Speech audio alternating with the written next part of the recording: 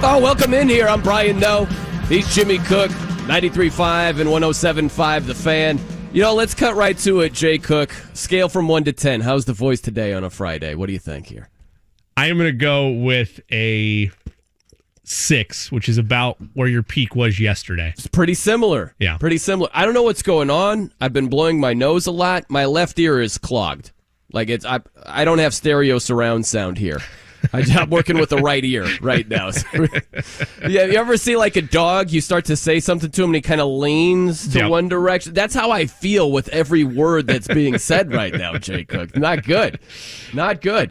And to make matters worse here, let me complain just for a second. First world problems. Floor is not yours. the end of the world. But this backup computer is going to be the death of me, Jay Cook. My goodness. And I bring this up because it's actually a pretty funny story. So I was at Disney World on Monday with my girl, and I get a call from the computer place that's fixing my keyboard. Something was messed up where it would just double up letters, like a double space bar, double letter A, double letter S, or it was obnoxious. So I was like, I got to get this fixed. So he calls me on Monday, and he was like, hey, so I ordered the wrong, palm rest. I noticed that your computer is space gray, I think is the color. I don't even know. But I ordered just ordinary gray. So if you don't mind it being two completely different colors, I could just fix it right now. Or if you want it to match, I could order the other palm rest. It would take a few more days. And I'm like, yeah, just order the right color, man. Yeah. But in the meantime, who's one of the worst backup quarterbacks of all time? Like Nathan Peterman, remember when he threw 5 interceptions? He's one of the worst. Nathan Peterman is like Tom Brady compared to my backup computer. This thing is trash, Jay Cook. It's killing me. So it's coming up with a stint in the XFL is what you're telling me. This is what it sounds like. That's where it's headed. Man, dude, I can't even describe it. Slow, just to turn it off. I'll give you just 30 seconds on this stupid computer here, okay? Just to turn it off is about a 10-minute process. And just to power it back on and get everything like Word documents and Chrome and all that, it's another 10-minute process. And because there's a little water on it, maybe that has something to do with it now that I'm talking through this, Jay Cook. It's like a 2011 computer here, okay? Like a MacBook Pro. Yeah. And so a guy in the Portland area fixed it, but it has to be plugged in now constantly. Mm-hmm. So if you accidentally rip the cord out, it powers off. Like that, it's just that's what duct tape here. That's what happened with my 2013 Mac. And I've since, it's time to put it to rest. But towards the end of the life cycle there, it was, you got to leave it plugged in. If it comes unplugged, it's game over for you. You're done. And yeah, the processing speeds were down. It's slow. There's a lot of, I'm not going to dive into the tech weeds there, but there's a lot of differences between probably what you're operating with before and the way that memory is processed on the old 2011 model. But with the way this increase of complaints have happened, because it's a trend now over the last couple of shows that we've had you in here for. Yeah. I almost would have.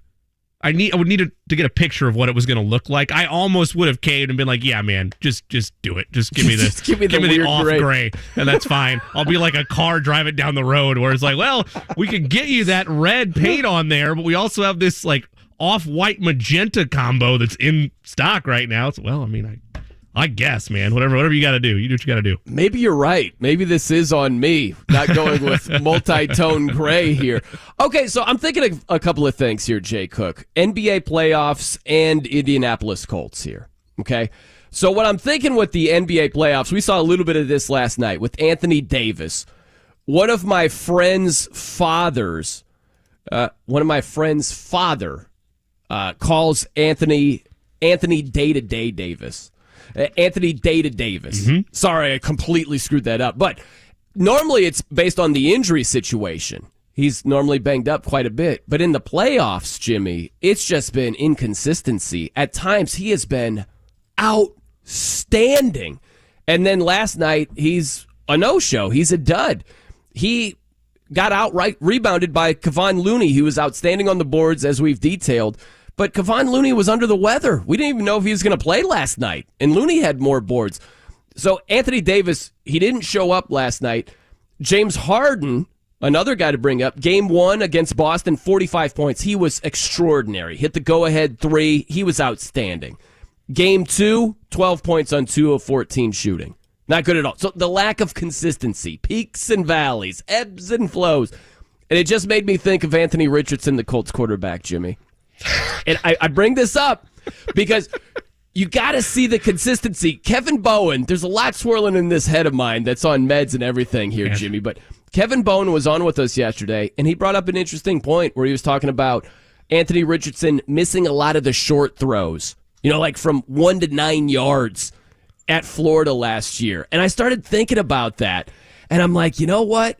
I'll ask this question to you, and we'll get back to the consistency thing because we'll both be on the same page as far as that goes. Yeah. Would you rather have your quarterback, if you had to choose one bad option, would you rather that your quarterback was inconsistent throwing the ball short or inconsistent throwing the ball deep? Which would be your choice there? Look, I'm going to answer it the way I play Madden. I need consistency throwing the ball deep. I like it. Like I don't go with short passes very often. That's not the NFL answer, right? Because there's so many short yardage situations in the league that, yes, you'd probably like reliability in short yardage more often than you need reliability on the deep ball, because so often situationally in football, at some point you run out of deep balls to throw. You're inside the red zone, and now it's like, all right, yeah, we need a couple 5 or 10 yard completions here to get us set up to punch this one in. So the right natural human answer is probably consistency throwing it short, but no, I like the deep ball. That's what I'm going with there. I want the consistency on those 40-yard bombs. Okay. I mean, listen, I would differ from you just from a couple of angles here. You got to hit the layups as an NFL quarterback. And there are so many shorter throws in today's NFL where you just get it in the hands of your playmakers and let them rack up those yards after the catch. And so a lot of those throws, we're talking 1 to 9 yards, you just cannot be inconsistent in that regard. And I also think throwing it deeper, those are the lower percentage throws anyway. So I don't like either option, don't get me wrong, but if I have to pick one or the other, yeah, I would rather that my QB was more consistent short than he was deep, because you're going to be throwing it short more often than deep. I would like to think, and again, I'm going slightly outside my lane here with this process, but I would like to think, at least in terms of the way players project out, and I'm using basketball and football here since the easy analogy is a layup. You can't miss the layups. Well, in all honesty, though, layups are the easiest one in the game. So you would think that if you're having an issue with layups, if you're having an issue with short yardage situations, you would be able to clean that up in some way, shape, or form. Not saying you're going to complete every single one of them, but that if there is an issue there or there that's clear on tape, you can clean it up, whether you're in the pocket or whether you're on the hardwood. If you're a bad three-point shooter or you're bad at the long ball, you don't have a deep pass to make, whether it's arm strength, whether it's just you're wildly inaccurate, that's a little harder to fix if it's not there to begin with. You can't suddenly make Shaq a great three-point shooter, right? I mean, it just doesn't happen. There's some big guys where you cannot make them good three-point shooters, even in a league where, for the most part now, bigs can do it somewhat, but it's because they've worked really hard at it. So I think that, and maybe I'm oversimplifying this, layups or short yardage passes should be easier to fine-tune and clean up than a long ball, because there's so much more that goes into it. So I guess I'm not as scared by it in that realm of mind as some might be. I'll bring up your guy Mahomes and the quarterback of my team, Tua Tagovailoa. And you heard this all the time, which is, Tua's not going to be able to throw the deep ball like Mahomes. And I always said, it's like Mahomes doesn't air it out nearly as much as a lot of people think he does. And don't get me wrong, he's outstanding pretty much wherever he throws the ball. But the thought was, like, Tua's not going to have the arm strength to get it out there to Tyreek Hill the way that Mahomes was able to do. And it's like, that was never really a concern, because you're talking about maybe 1, maybe 2 passes a game. Right. Maybe. You know what I mean? Like, that just was never a concern. My whole thing with Tua, if we're talking about, can he duplicate what Mahomes does? First off, no one can. Yeah. Let's get that out of your head. But where he's going to come up short, it's not about throwing the deep ball. It's about just making something out of nothing, just extending plays, changing your arm angle, just those instincts Mahomes has to make something happen where he's near the goal line and pirouettes and throws a Kareem skyhook to CEH. You know what I mean? Like that type of stuff. Tua can't do that. No one can do it to the level Mahomes does. But the whole talking point was about throwing the deep ball. But the point is, the deep ball, it's not as big of a part of the NFL today as a lot of people think it is, because you're not going to see the 5-yard completion lead the highlights on SportsCenter. You know what I mean? Yeah. You see a couple of deep balls on SportsCenter, and you're led into thinking they're just airing it out left and right. They aren't. Right, and you have a lot of, let's use Miami for an example. You have a lot of situations there where, okay, maybe they're not going deep every time, but you're using a guy like Tyreek across the middle or on a quick slant, or you're setting up an ability to get free in space and utilize his speed, his acceleration, his agility, versus just throwing it deep every single time. Like there's more complexity to what you can operate with than just one route tree with a guy like Tyreek Hill, with a guy like Jalen Waddle. I will say I was on that joking train as well, particularly because Tyreek wasn't helping Tua's case when he comes out and says, this is the most accurate quarterback I've ever played with. And it's like, well, look, Tyreek, I've seen the deep balls Tua's thrown, but feels like at times you're having to stop and readjust to it. That being said, doesn't mean it's a failed experiment, because that's not the only route tree you're relying on. There's more to it than just, it's a go ball every play. Let's go get 6 and, we'll win this game and we'll be fine. You have to be able to hit on every progression in different situations of the game. And if you're having to have one area where you're really bad at, I guess if I had to choose one, not that, like, assuming they could all be fixed, right? If I had to choose one, it would probably be that short to medium distance, because that is the most arguably important pass that you're going to have to make as a quarterback, because so often, and in an offense that is built by Jonathan Taylor, you're going to have red zone opportunities where, okay, maybe they're stacking the box and you can't go running game here. You need your quarterback to go make a throw. That needs to improve, but I don't think it's unfixable. Well, I like where you're coming from, because you can look at things many different ways. So I get your thought is, if Anthony Richardson is struggling with consistency throwing it short, that seems to be more correctable than if he struggled throwing it deeper. I completely get that thought process, and you're probably right about that. But if you just say, this is what he is, you know what I mean? Like, that's a whole then other thing. Course you would rather have the shorter, be more consistent, the shorter throws there. I get that. And the other thing that comes up is, if you think about the basketball players that we were talking about, think about Anthony Davis, who is one of the most talented players in the NBA. If you think about James Harden's a guy who's won, 2 MVP awards? Mm-hmm. Multi-time MVP? And those guys are struggling with consistency. Think about that. Like, we're talking about star players. Harden not as much a star anymore, but former star player. Anthony Davis is still a star player, although he's inconsistent. So if you compare that to Anthony Richardson, I think it's one of two things, Jay Cook. I think it's you're either unbelievably consistent without making as many special plays as some other quarterbacks, or you're making crazy amounts of special plays while lacking some general consistency. You know what I mean? Right. I think it's one of the two to be truly special. And you mentioned Harden.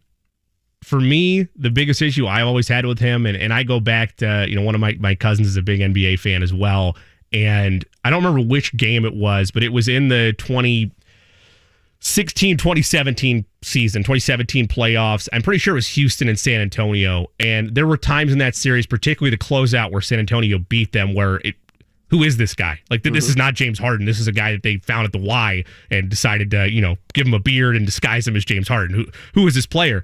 And there have been moments throughout his career in the postseason where, just like Anthony Davis, to your point, the peaks and valleys of it all, the peaks have been great. They've been like 40-point performances and him just taking over ball games. The valleys have been 7 points in an elimination game. What are we doing here?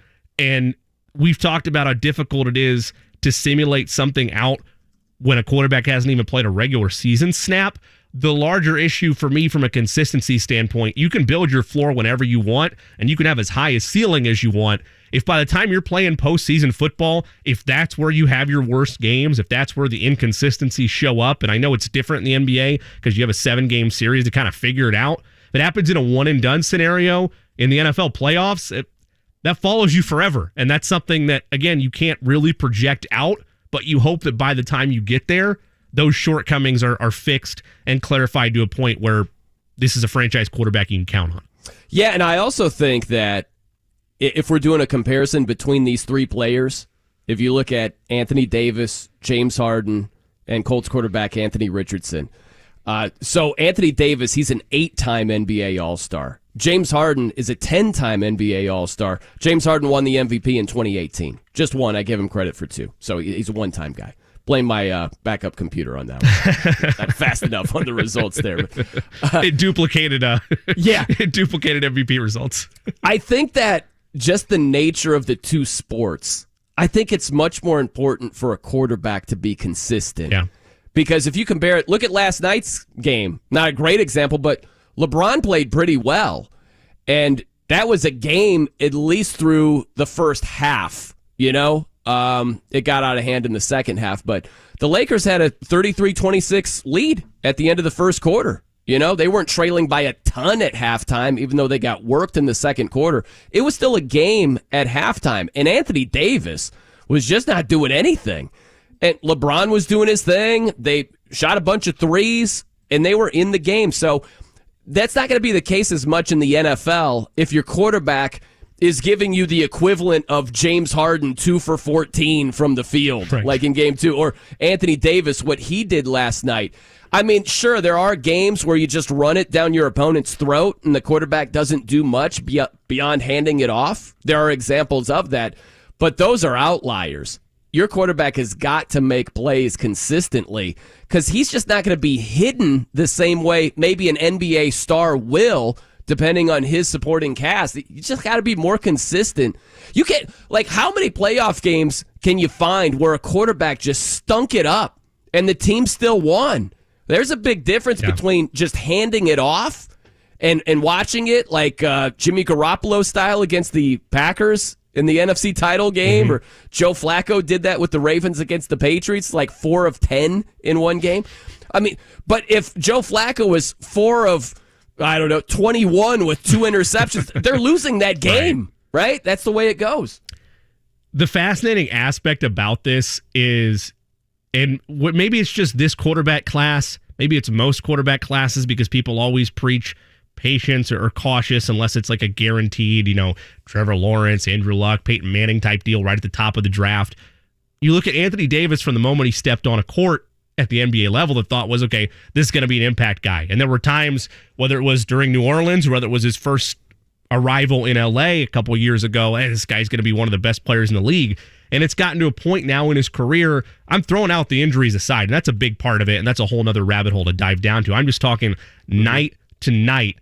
It's an inconsistency, and he's not a rookie player, right? For Anthony Richardson, we are preaching and accepting the fact that these type of inconsistencies that you're seeing from the 2-star players we're highlighting in Anthony Davis and James Harden in the NBA, that's likely going to be commonplace for year one with Anthony Richardson. The concerning thing about what happens after that and what his career looks like in 5 years or so is what Anthony Davis is going through right now. Like, nothing would be more frustrating to know that you have a franchise guy, whether it's basketball or football, but he's maddeningly inconsistent. You know that guy has to be at the top of his game if you're going to have any shot at a championship. In this case, for Anthony Davis, it's you need 30 a night. For Anthony Richardson, it'll be you need consistency across the board. And if you get one of those valleys at the wrong time, NBA has that buffer period with the multi-game series. NFL does not have it. So we will see it for Anthony Richardson, almost guaranteed year one. What does it look like by the time he is a seasoned veteran in this league? Is it the highs and lows of Anthony Davis, or is there a more consistent product, or is it door number 3 and it's worse? Yeah, right, because it's a good point. Think about the previous series for the Lakers. LeBron was awful in Game 5. It's a footnote. They won the series. Yep. It's going to get lost in the shuffle there. If if they ended up losing the series based on that Game 5, that's not lost in the shuffle at all. And that's what you're getting at in the NFL playoffs. You have a bad game and you get bounced. It lands a lot differently. I also think think about Michael Vick. This popped into my head right before the show, where Michael Vick, in his career with the Falcons, I remember him throwing 4 touchdown passes against the Steelers. I don't know why I remember this so vividly, but he threw 4 touchdown passes, and after the game, he was on the field, and he was like, I think it was post-game press conference, he was like, I never want to hear those questions about my passing ability going forward.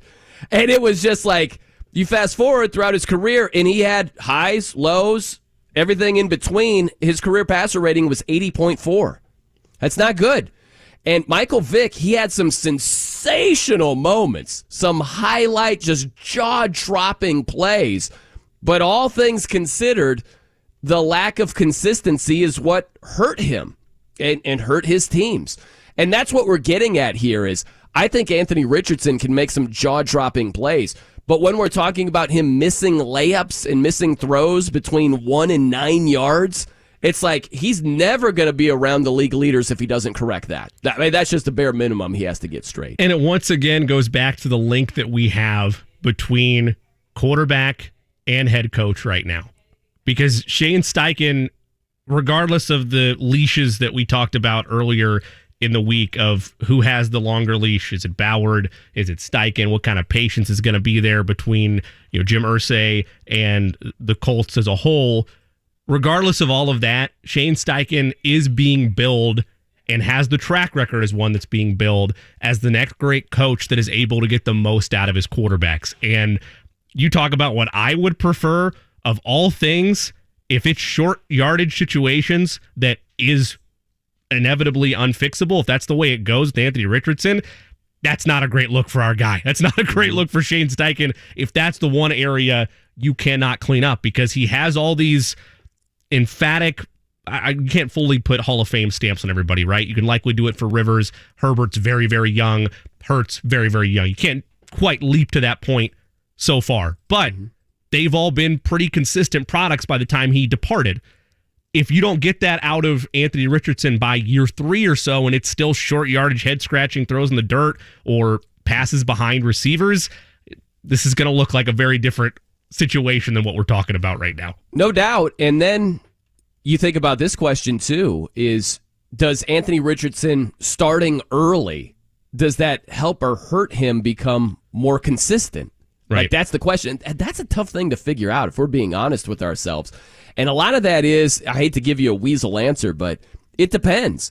It depends on what the coaching staff is seeing in practice, how quickly he's digesting everything. The playbook, the reads, the audibles, right. the speed of the game. There's a lot at a rookie quarterback to digest.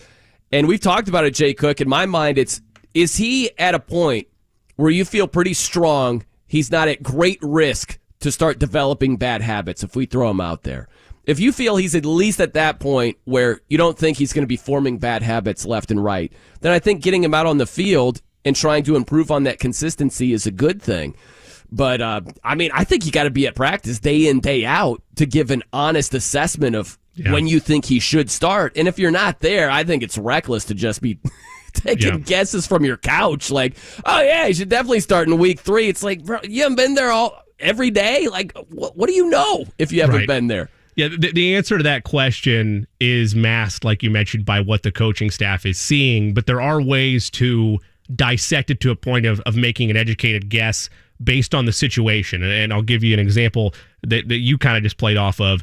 If it is a matter of the speed of everything based on his processing ability or based on the offense that Steichen's running is overwhelming or to a point he doesn't have it mastered, and then he's going to be trying to just guess on the fly and make reckless decisions, then you're not putting him out there. If it is, oh man, we're quizzing him on these plays, we're putting him in situations, he's looking good with reading and processing things in practice, but he's off platform on a couple of throws. He's not staying steady in the pocket. His feet are off balance. He's throwing off his back foot. If it's stuff like that you feel like if we put it on game tape and review it through repetition and in film study, then I would lean more towards putting him out there. The other equation is the offensive line. Look, nobody's going to have a perfect offensive line in the NFL, right? It's not going to happen.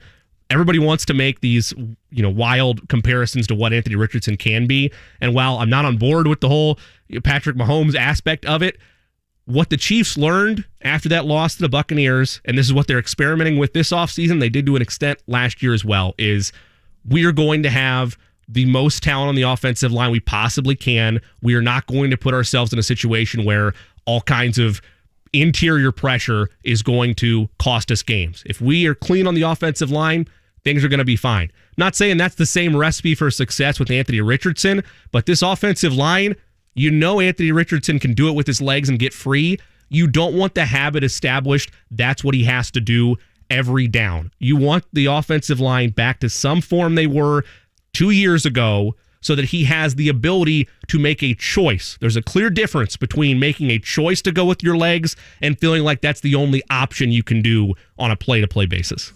Well, I'll say this real quick or else I'll forget because, I got meds all throughout my system over here. What's funny to me is if Anthony Richardson fixes his short throwing consistency, he's making the layups, he's more pinpoint, Shane Steichen's going to get the credit for it. And Shane Steichen might deserve the credit for it. Maybe Anthony Richardson just got with his quarterback coach and worked his backside off and got more consistent. You know what I mean? Like, think about Josh Allen with the Bills, where it's not like Sean McDermott gets any credit for Josh Allen being a more consistent, more pinpoint passer, right? Because Sean McDermott's a defensive-minded coach. Right. And, who knows? Maybe McDermott had a little to do with it. Most likely, Josh Allen just got with his quarterback coach and worked his genitals off and has better footwork and better mechanics, and he's much more consistent. But you know what I'm saying? It's like if Anthony Richardson does clean that short throwing stuff up, it's going to be like, oh, here we go again, Shane Steichen. He is a quarterback whisperer. And in reality, maybe that's true. Maybe it's partially true. Maybe it's just Anthony getting with this QB coach like Josh Allen did. There is a thing, and I fully believe it, in the NFL of being a quarterback whisperer to the extent that you can get the most out of the quarterback you have. But it is a symbiotic relationship between coach and player. It's like that throughout time in any sport. The players usually always get all the credit. The coaches helped along the way. If you give the coach too much credit, well, look at the players that he had. There's a fine line, though, between being able to actually get development out of a player and their own actual work that they put in and the ceiling that they have as an athlete, as a quarterback in this league. Mm-hmm. Andy Reid got the most he could out of Alex Smith, elevated Donovan McNabb, helped Michael Vick get back to form. Did he help with Patrick Mahomes' growth? Absolutely. But Patrick Mahomes, of all of those quarterbacks I just listed, way higher ceiling, way more talented, had more raw potential than any of the quarterbacks I just mentioned, to a point that, do you overinflate the coach sometimes? True. The real rational thing, which we don't do in sports, would be it's a two-way street with that relationship. They both put equal work in. Sometimes the quarterback is a freak of nature. It just happens. It works out that way. You got to put a quarterback in a position to succeed. Yes. And Steichen certainly did that with Jalen Hurts last year in Philly. They changed their scheme all around to fit what he did best. And then you think about the counter to that, I think would be Mitch Trubisky in Chicago. Mm-hmm. They wanted Mitch to just be a drop-back quarterback. And it's like, that's not what Mitch is. That's not what he does. You got to move the pocket, use his athleticism. Yeah. And so, I think it starts with, and Steichen's done a great job of this, is putting a quarterback in the right system for him to maximize his talents. I think Steichen will do that. Now, as far as the precision and the accuracy, and I think a lot more of that is on Richardson, going through the reps, getting it down. And Steichen might bring a little bit out of that, but I think it's more so on Rich and doing the Josh Allen thing, just working on consistency, working on footwork, mechanics, all that good stuff. And Steichen's a former quarterback himself. I think he's going to help in that regard, but I'm just saying he'll get all the credit when in reality it might not be that the case there. But we got a lot to do here, Jay Cook. We are awfully chatty today. That is a good sign. Coming up next, you've got to question the move that this team just made. I'm Brian Noe. He's Jimmy Cook. It's 93.5 and 107.5 The Fan.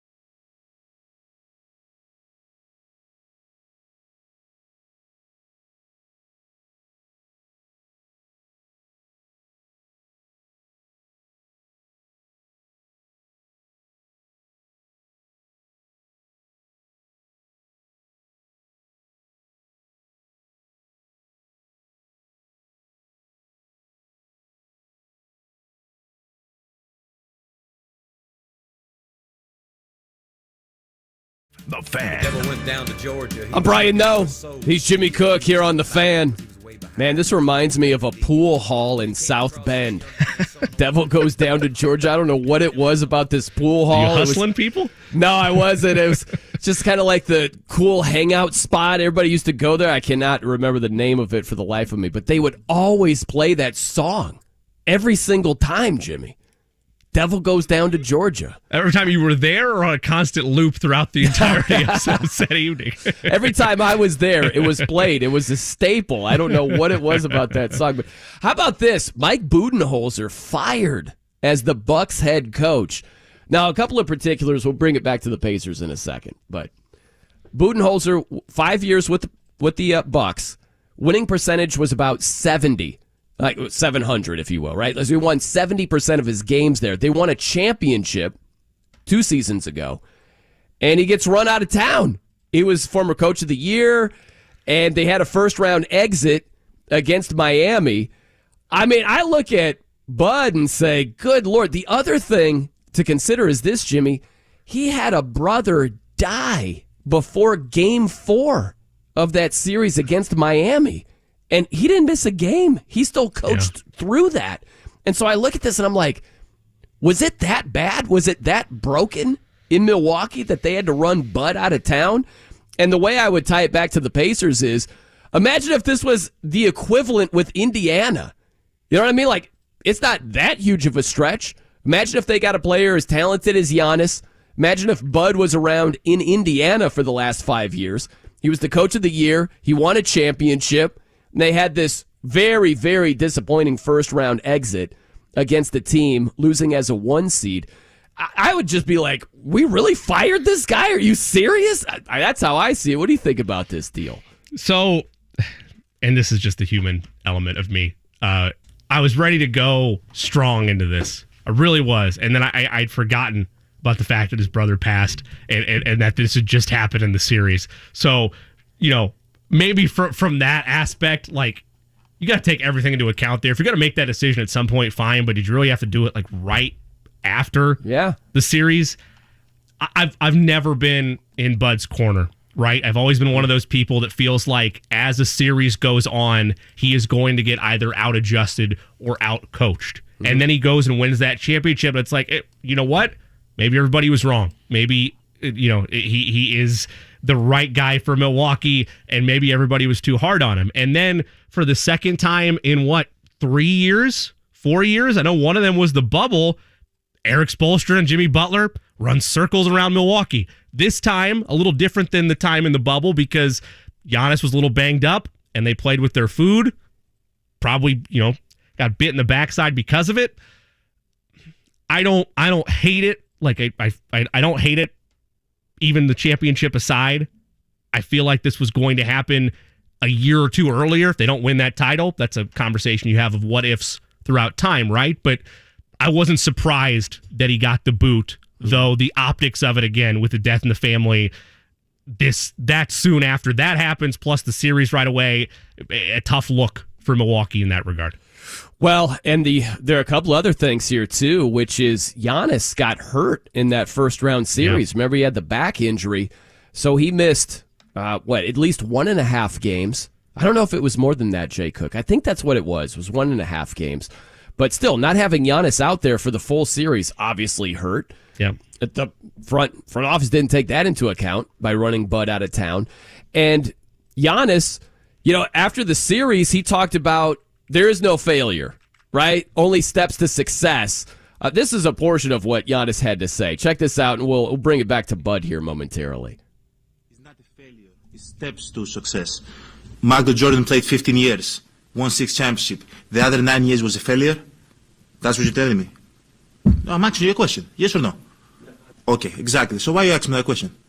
It's a wrong question. There's no failure in sports.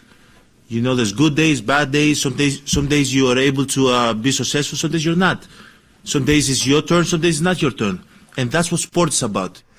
Okay, I get that this is just a matter of perspective, and he's turning a negative into a positive. He's looking at the long haul over here. I get that, but failure absolutely exists in sports. Yep. There is no doubt about that. It was an epic failure with the Bucks losing as a 1 seed. Best record not only in the Eastern Conference, but in the entire NBA. They lose as a 1 seed in a gentleman's sweep.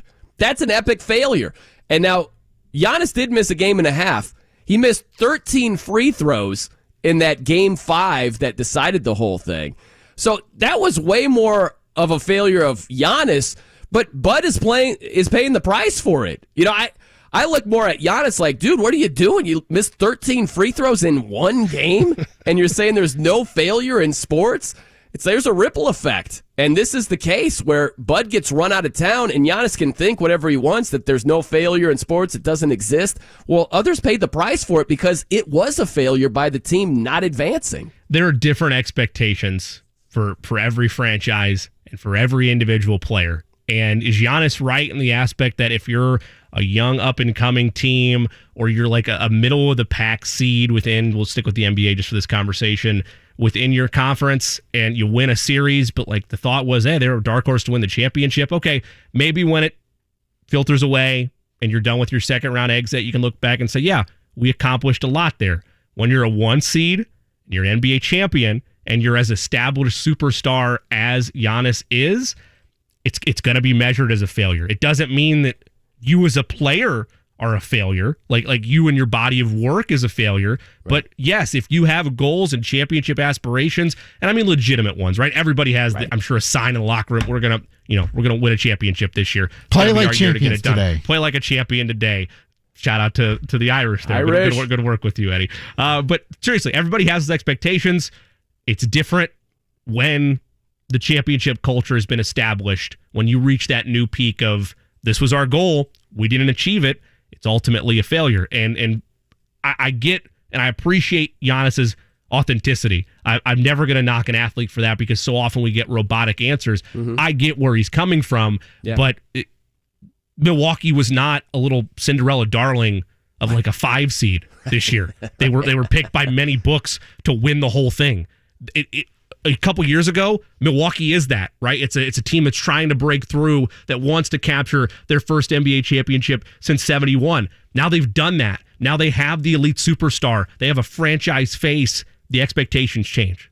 Yeah, this wasn't like the better part of the Final Four that we just saw, where it's like, whoa, man, this team kind of came from nowhere, and if they didn't win a championship, you weren't just lambasting them. It's not FAU getting beat on a buzzer beater, exactly. Right? There's different expectations. That's right. Here. We're not killing Dusty May for not getting the job done, but we would kill if it's, I don't know, it's a blue blood that's a 1 seed, sure. and they don't get it done. It's just different. So Milwaukee, you're right, having the best record in the NBA, they're going to get crushed for it. Now, there is a layer of this is the uncomfortable conversation. I don't want to spend too much time on it, but I think it needs to be brought up.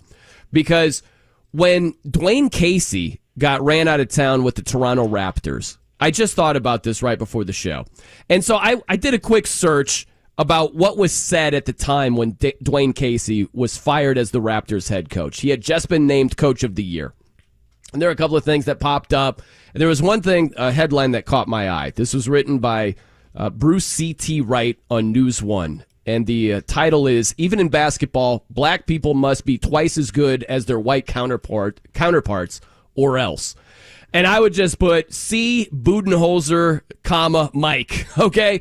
Because Mike Budenholzer just got ran out of town as a Coach of the Year, as a champion, as a guy who won 70% of his games. And the only reason I'm bringing this up is, this is the only point I'm trying to drive home.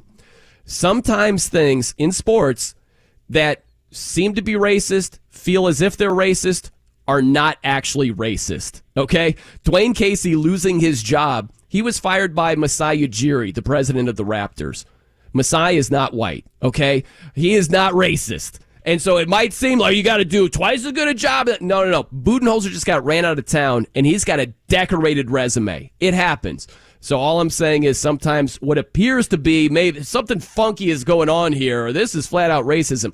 Sometimes it isn't in sports. That's all I'm saying. Yeah, I mean, it goes larger for me with the hiring practice versus the firing practice, right? Anybody can be fired, but there's a clear discrepancy across sports, and it is getting better of the percentage of minority head coaching candidates or actual minority head coaches across sports. That's an entirely different conversation in terms of what Coach Casey was referring to there, but also big picture from just the NBA Finals winners. Since 2015, I can't remember if this is stats and info or where I saw it last night. Since 2015, every Finals head coach winner has been bounced except for Steve Kerr. And he's won 4 championships over that time. So three of the last 4 champion head coaches have been fired. Yes. Because we've got, Vogel in there, Budenholzer. Yeah, Steve Kerr's the only Is he going to get bounced if they don't beat the Lakers? Is that what's going to happen over here? I don't think so, no. All right, coming up next, would you want to see this guy in a local uniform? I'm Brian Noe. He's Jimmy Cook. It's 93.5 and 107.5 The Fan.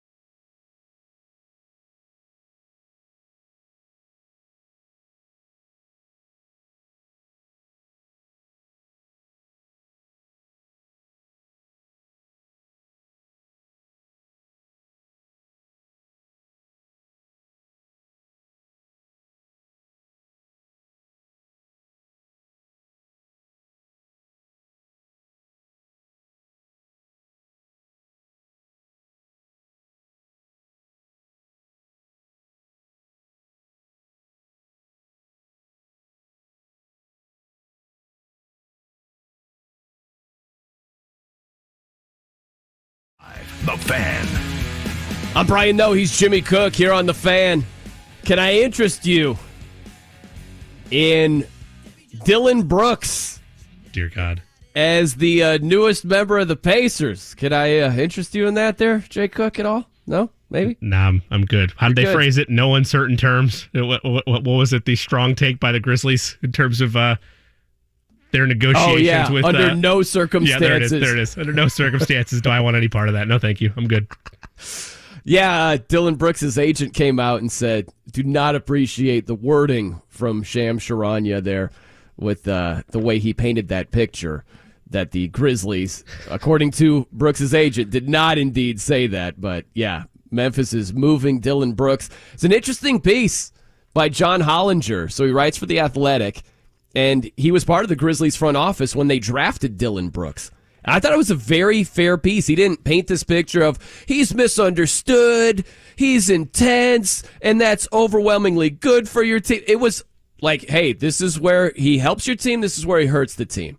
That was a very, very fair column that Hollinger wrote. Pretty cool. But he talked about it, and it's a lot like Draymond, I think, which Hollinger spelled out. He's talking about it's a tricky balance, right, where being incredibly competitive like Dylan Brooks is, that's helped him get into the NBA because he's undersized. Like, he's one of the few players where his wingspan is shorter than his height. Like, it normally is not the case. And he's a very good defensive player. He unraveled shooting the three against the Lakers, but he's shooting in the mid-30s for 4 seasons. Like, overwhelmingly, he's been pretty decent as a 3-and-D guy. I know he just got a stench on him right now. It's almost like you just see a skunk and you're like, oh my gosh, like, you know?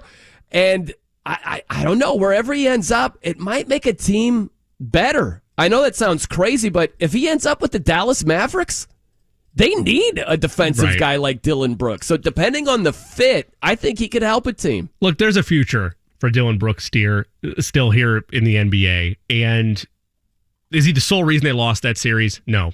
Injuries mattered a lot in terms of the way they could match up when they lost Steven Adams a little bit earlier in the year. And, you know, I would love to say that, well, John not being 100% mattered, but the dude still dropped like basically 45 at will whenever he wanted to. So it's hard to have that built-in excuse for him. But yes, they took a step back at times when it was Brooks out there being dared to shoot threes instead of Kennard out there knocking him down at will for Memphis. Look, I can't talk to this perspective, so I'll let someone that's played in the NBA do it for me. Shaq said it the other night, for Dylan Brooks, with where he's at in his career, sometimes get yourself a little bit of money, start feeling yourself, get yourself a little ice, start feeling yourself, start playing with a superstar like John Morant, start feeling yourself a little bit. If you don't make sure that you're still level-headed with all that and you don't get too carried away and don't forget about working on yourself, sometimes it comes back to bite you. Do I think it's over for him in the NBA? No, but a lot of unnecessary baggage added for him in a contract year based on the way he went about that entire Memphis-LA series. Yeah, I think way more people are prone to look at what just happened than the entire body of work. And I get that it's hard not to do that because it was so in your face. He's trolling LeBron by saying he's old. You know what I mean? Like, and then going out there and not backing it up. That is definitely going to hurt his value on the open market, but there's going to be someone that takes him. And, if he's able to at least, that's the tough part, is sometimes your biggest strength is your biggest weakness, you know?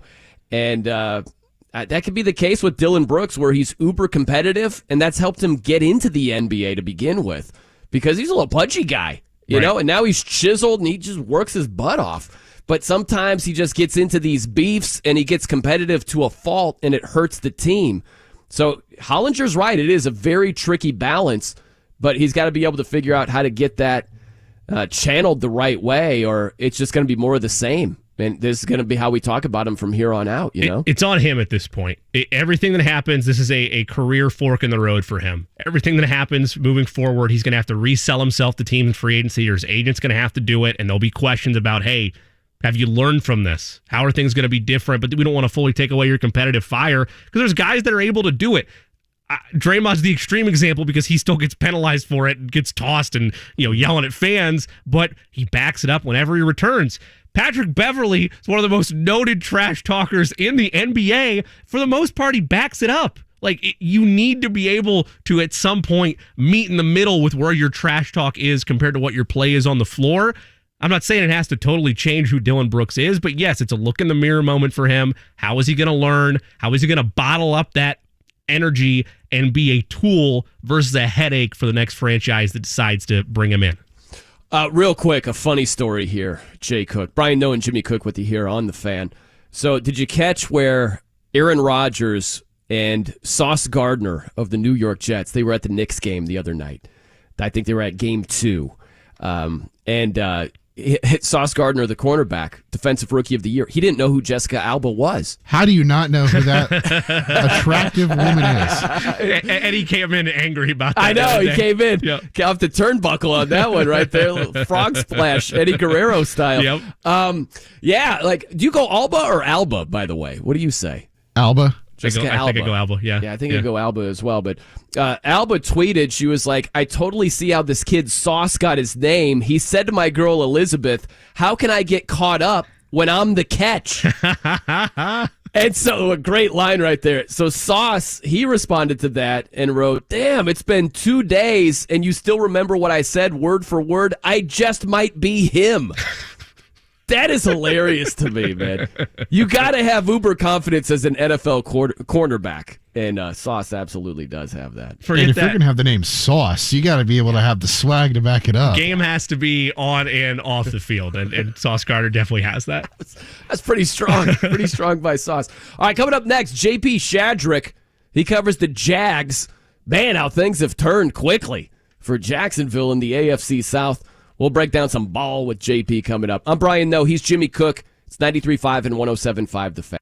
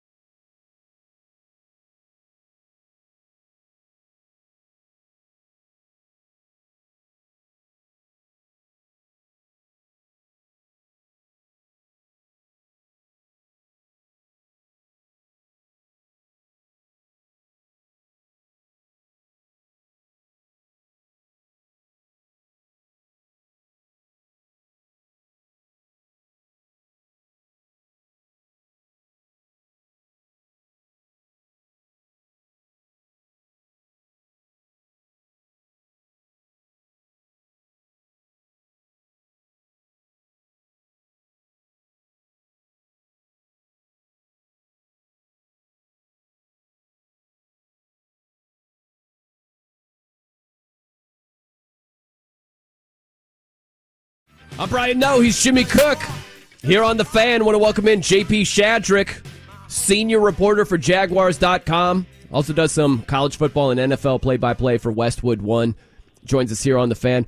Welcome in, JP. You know, it's funny. I was like, how bad was it for the Jags right before last season when they won the division? Last place 4 years in a row until last year, and now overwhelming favorites to win the division again. Did it ever feel like we were going to get to this point for Jacksonville? Well, first off, it's good to be with you. And second, even last season, they were 4 games back in the division race and somehow walked down the Tennessee Titans to win the division. They got hot at the right time. Tennessee started to falter. There were the head-to-head matchups, of course. The Jaguars had to win those and somehow got it done down the stretch. They stopped turning the ball over. It's been a long way since 2017, the last time they were in the playoffs, of course, before last year. There's been so much change in so many ways of the organization, coaching changes, GM change. And they just, personnel has been moved all over the place. They haven't been able to re-sign some first-round picks. And, it's just been a lot of – and that's not even a new phenomenon. That's a 10 to 15-year issue, really, for the organization. But hopefully it feels like that has settled down, certainly some with the front office in good shape. Head coach who's been at it for a long time and understands what it's supposed to feel like. And, yes, the quarterback is arguably the most important part of that. So they finally have the quarterback playing smart football, good football, and now they can put the pieces around him to make this a repeat run, if not more than that. JP, I know the conversation has been around the AFC South trying to chase what the Jaguars finally have in a franchise quarterback, and all the mocks leading up to it. Sure, there were a couple scenarios where the AFC South opponents, Colts, Texans, Titans, are able to take quarterbacks in this draft and potentially fix those holes and get franchise QBs. But by the time Thursday and Friday night ended, were you surprised that of this class, 3 of the top 4 actually wound up in division in this chase to try to compete with Trevor Lawrence and the Jags? Not at all. I mean, it made sense. And I think Judy Batista of NFL.com wrote it after the fact on Saturday that there were some major storylines in the draft, a couple of things here or there, but the one to her was the race to stop Trevor Lawrence. And you guys in Indianapolis know well, if you have that set up in a division that's not ready for it, you can really handle it for a long time, handle the division and control it. I don't know if the Titans are quite ready to give it up year over year. I mean, they're a fumble away from winning the division, all right? I mean, it's not like they got blown out. Like I said, they had a 4-game lead. So they still feel like they have some juice in that running game and some pieces they can get some things done there. Indy's got a little bit of a project to get back on track, it feels like, and what's happening down in Houston. So, no, I'm not surprised at all because that's the way of the world in the NFL right now. It's an offensive league. The top teams, certainly in the AFC, are scoring close to 30 points per game. And if you don't do that, you're not going to hang with them. And that's really the next step for the Jags is to try to circle around that and score and keep up with the teams that you lost to and faced in the playoffs because you're going to face them, it feels like, year after year because they have quarterbacks too. It's not just in the division, right? Yeah. So, yes, you need a quarterback in the division, but once you finally crack that code, you're in the playoffs against Mahomes and the Chargers and all these the Bills, all these great teams with quarterbacks who've been there. So you better get one. I love you. I want to hear your answer from a Jaguars point of view, right? When you look at the 3 other rookie quarterbacks in the division, when it's C.J. Stroud, Anthony Richardson, Will Levis, who do you see being the best of the 3 down the road that could be the toughest test for the Jags going forward? Well, I'll tell you that I saw Stroud firsthand a good bit the last few years doing college football, and obviously he had some fantastic weapons around him with those great receivers 2 years ago at Ohio State, and he could stand in there if he had the time. He could make an accurate throw 50 yards down the field. Just had everything about him, it felt like to me. Bryce Young, without the size issues, if you're into calling it an issue, I don't know if it is, but he has the moxie to overcome a lot of that stuff. I did the Iron Bowl game in 2021 where he had no timeouts at his own 3, didn't have Jamison Williams on the field, drives down the field. They tied the game, win it in 4 overtimes. That was a huge moment, obviously, for him and probably cinched the Heisman Trophy for him in that season. I did not get to see Will Levis in person, but he has that big arm, and we'll see what happens. Will they force him on the field? I don't know about that. Maybe it's a year in training, and then you give him an opportunity. Stroud's going to have every chance down there. He's the guy. It feels like if Davis Mills gets on the field before him, I'd be shocked, obviously. And then Bryce, they said the other day, Bryce Young in Carolina is going to get on. We'll see. He's not going to get given right away to him. And then in Indianapolis, hey, what happens with Anthony Richardson, right? I mean, that's a fascinating pick to me, because his passing, his completion percentage is like 55% or something, but he can do so many other things that some of these guys just can't do. And I did a game, the Florida at South Florida game 2 years ago, where he stepped in off the bench, and he had run for like 170 yards a week before. First play, fakes the run, steps back, throws a 75-yard touchdown over a defense, right? Later in the game, he's running for an 80-yard touchdown, which is unbelievable. So he can do all that. Can he develop into an NFL, more of a stand in there, throw it around, accurate passer? Time will tell, man, and I'm curious to see it because he can do everything else, that's for sure. JP Shadrick, senior reporter for Jaguars.com, nice enough to take some time with us. JP, 8 of the draft selections by the Jaguars on the defensive end. You mentioned keeping pace not only with quarterbacks in division and having to, kind of stave them off, but the elite of the elite that are in this AFC arms race at the quarterback position. What were your overall takeaways on the defensive side of the ball of how the Jaguars address those needs when knowing that you're going to have to get to the quarterback in some capacity if you want to have a shot in these playoff games? Yeah, for the defense, they've said all offseason that pass rush is a priority. Yes, obviously they didn't have a lot of sacks last year, but they've spent a lot of draft equity at pass rush the last 4 years. Josh Allen was a top 10 pick. Of course, last year Trayvon Walker was the number 1 overall pick, and Doug Peterson said it himself just a few weeks ago. Hey, at some point these guys have to play better too. Basically, I mean you have to develop. If you're a first. We can't keep spending all these high draft picks on this over and over again. I mean, right. At some point, you've got to play better. So I think that's the pressure, putting a little bit of pressure on those guys to perform. It's year 5 for Josh Allen, year 2 for Trayvon Walker. We'll see if he's comfortable. So I didn't see them going after pass rush early in the draft no matter what. I didn't think that was going to be the case considering what he said on that. I thought they might have gone for a cornerback. They could have used a nickel corner. They ended up getting one in the 5th round. That can play corner, Antonio Johnson from A&M. We'll see how he does. In the future, he could be a safety, but they might start him at nickel to begin and see how he performs there. The pass rush, they re-signed Roy Robertson-Harris to a long-term deal. He came in free agency a couple of years ago. They like him up front.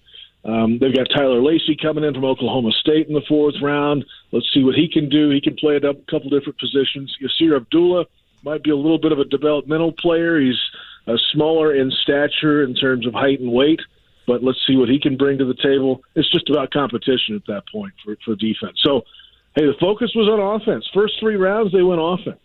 Tackle, tight end, running back to fill those little voids there, and, like we said, try to outscore these other teams while maybe developing some defensive pieces later that can do enough to slow them down. Break serve, if you will. Like, get an extra takeaway. You get another field goal a game. Jags were like 23 points per game, almost 24. You get another field goal, you're 27, 28, and all of a sudden you're top 4 in the league in scoring, and that changes a whole lot of the dynamic. They don't need to be the 2000 Ravens on defense. They just need, a few more takeaways, impactful plays to set up this offense. He's JP Shadrick from Jaguars.com, also Westwood One, joining us here on The Fan. JP, a lot of teams will build their squad to win the division first and then challenge from there. Do you see the thinking changing at all for Jacksonville when you consider just in the conference, the Chiefs, the Bills, the Bengals, right? Do you see them getting away from, hey, instead of, let's just say the Colts are a juggernaut and they run the ball like crazy, let's load up on D-line. Do you see the Jags starting to think bigger than just like mounting up to win the division per se? Oh, they're saying it in public too. It's not like they're not hiding it. You know, they're not just, hey, let's just look at our draft picks after the fact and read the tea leaves. They've been saying it. Doug Peterson said it right after the playoff loss last year in the division round. It's like, okay, we know the standard now is this. In order for us to take the next step, we have to be able to hang with these teams. So how do you hang with those teams? You score. You do some different things on offense. Now, will they consistently sweep the Tennessee Titans? I don't know. They weren't that, they didn't blow them out either time. Let's put it that way, right? Those are really good football games, and were toss-up games that they ended up winning in key moments late. What's the real long-term future for Derrick Henry in Tennessee? I think it's a fair question. And, obviously they're thinking about the quarterback position since they went with Levis in the second round there. So, hey, I think you're spot on. They've said it. It's the Chiefs, it's the Bills, it's the Chargers, it's those teams you're going to see in the playoffs because the expectation now is to be in the playoffs somehow. And the easiest way is to go win that division. But it's really not about the other teams in the division. It's about yourself, building the best team you can, let them worry about coming to you. And it's just a different mindset around here now. I mean, this is not – this is an organization that has won only the AFC South twice in its whole existence. So having that kind of hunted mentality is much different. You mentioned that expectation shift, JP. From the offensive standpoint, obviously everything that went on in year one and then the massive leaps that Trevor Lawrence took in year two and Doug Peterson able to take him under his wing and mold him into the type of quarterback that everybody thought he was going to be out of college. What are the expectations for this offense going into year three of Trevor Lawrence? We were talking about this on some shows a couple of weeks ago. We have Bucky Brooks, who's on with us, NFL Network analyst, former Jaguar. He's on with us every week on a few different programs, and we're talking about a similar idea, right? And there's a possibility, just considering the names that are on this roster, that the Jags could push at least for 3 1,000-yard receivers and a 1,000-yard rusher all on the same team. That's only happened twice in the history of the NFL, right? The 1995 Falcons did it. June Jones was the coach. Of course, Jeff George throwing it around everywhere. And then the 2004 Colts, you guys know very well. It's a really good team there, obviously with Peyton and the receivers and Edrin in the backfield. They have the personnel, at least last year. They got 2,000-yard receivers last season, right? You add Calvin Ridley to the mix, who's eager to play, who's on a contract year, who needs to prove a lot on and off the field. Motivation is not an issue there, certainly. And then ETN and a stable of running backs that can balance him out and give him some breather.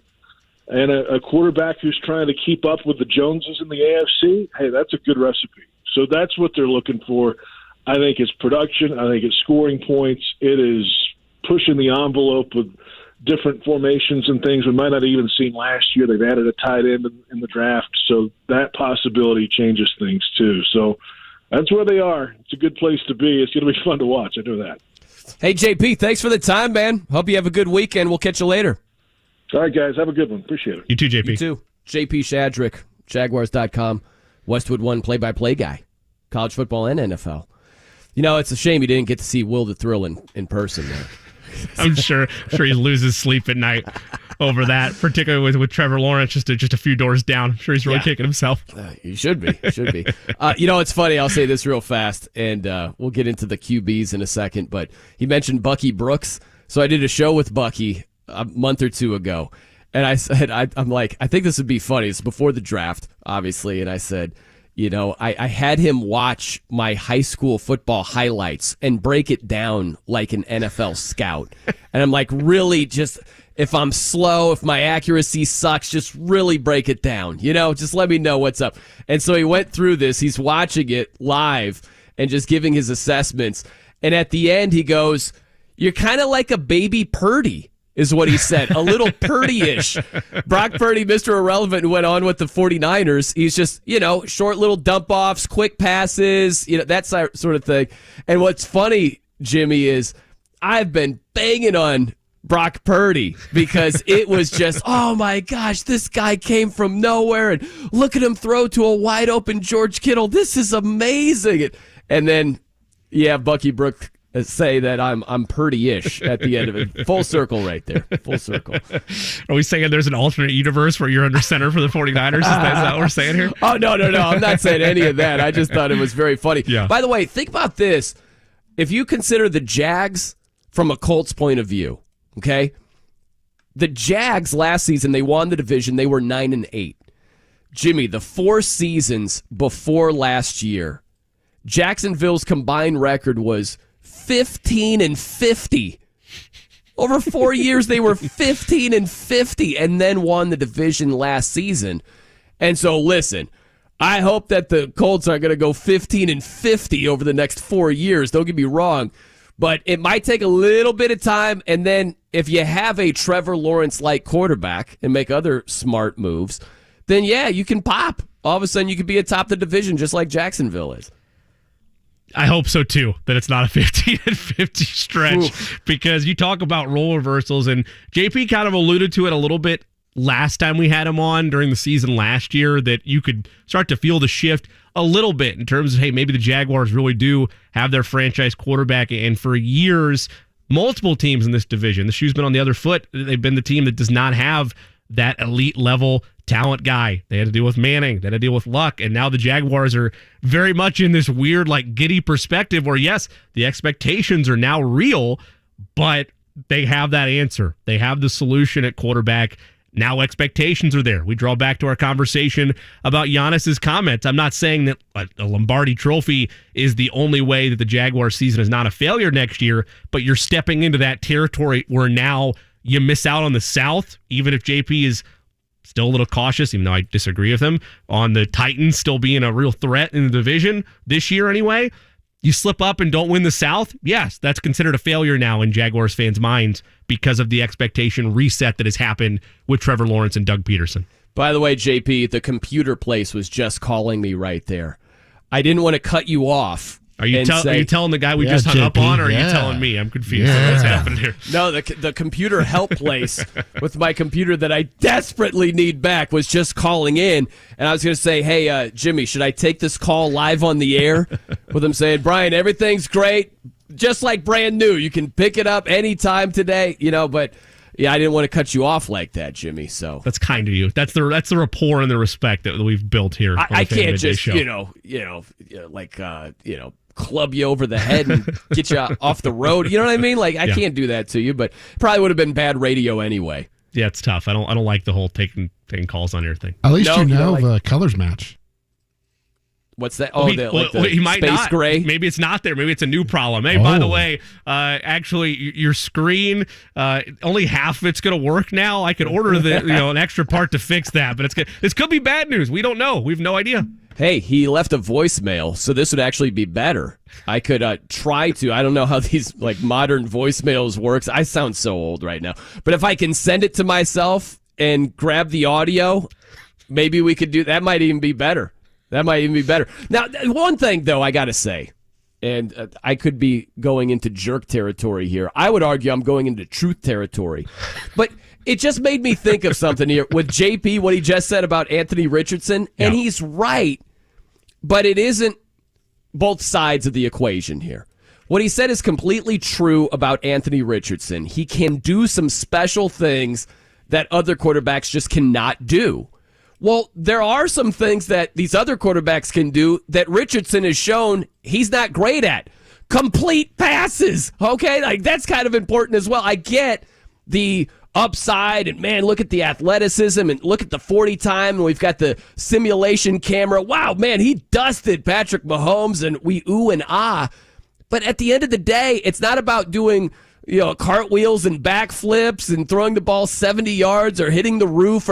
It's playing consistent football and completing a lot of passes. You know what I'm saying? So, you've got to correct that. I'm not saying he can't, but instead of just giving this Richardson can do things that these other quarterbacks can't. Well, it works both ways. These other quarterbacks have completed a lot more passes and have a higher completion percentage than he does, and he's got to correct that.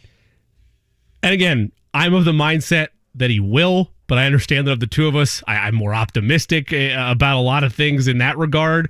However, the whole point of the pick and this will continue to be the conversation that happens until week 1, is the it factor of it all. If he can clean up the areas where you would think they are teachable areas to clean it up. You cannot teach otherworldly athleticism in the same way with your mark against Bryce Young.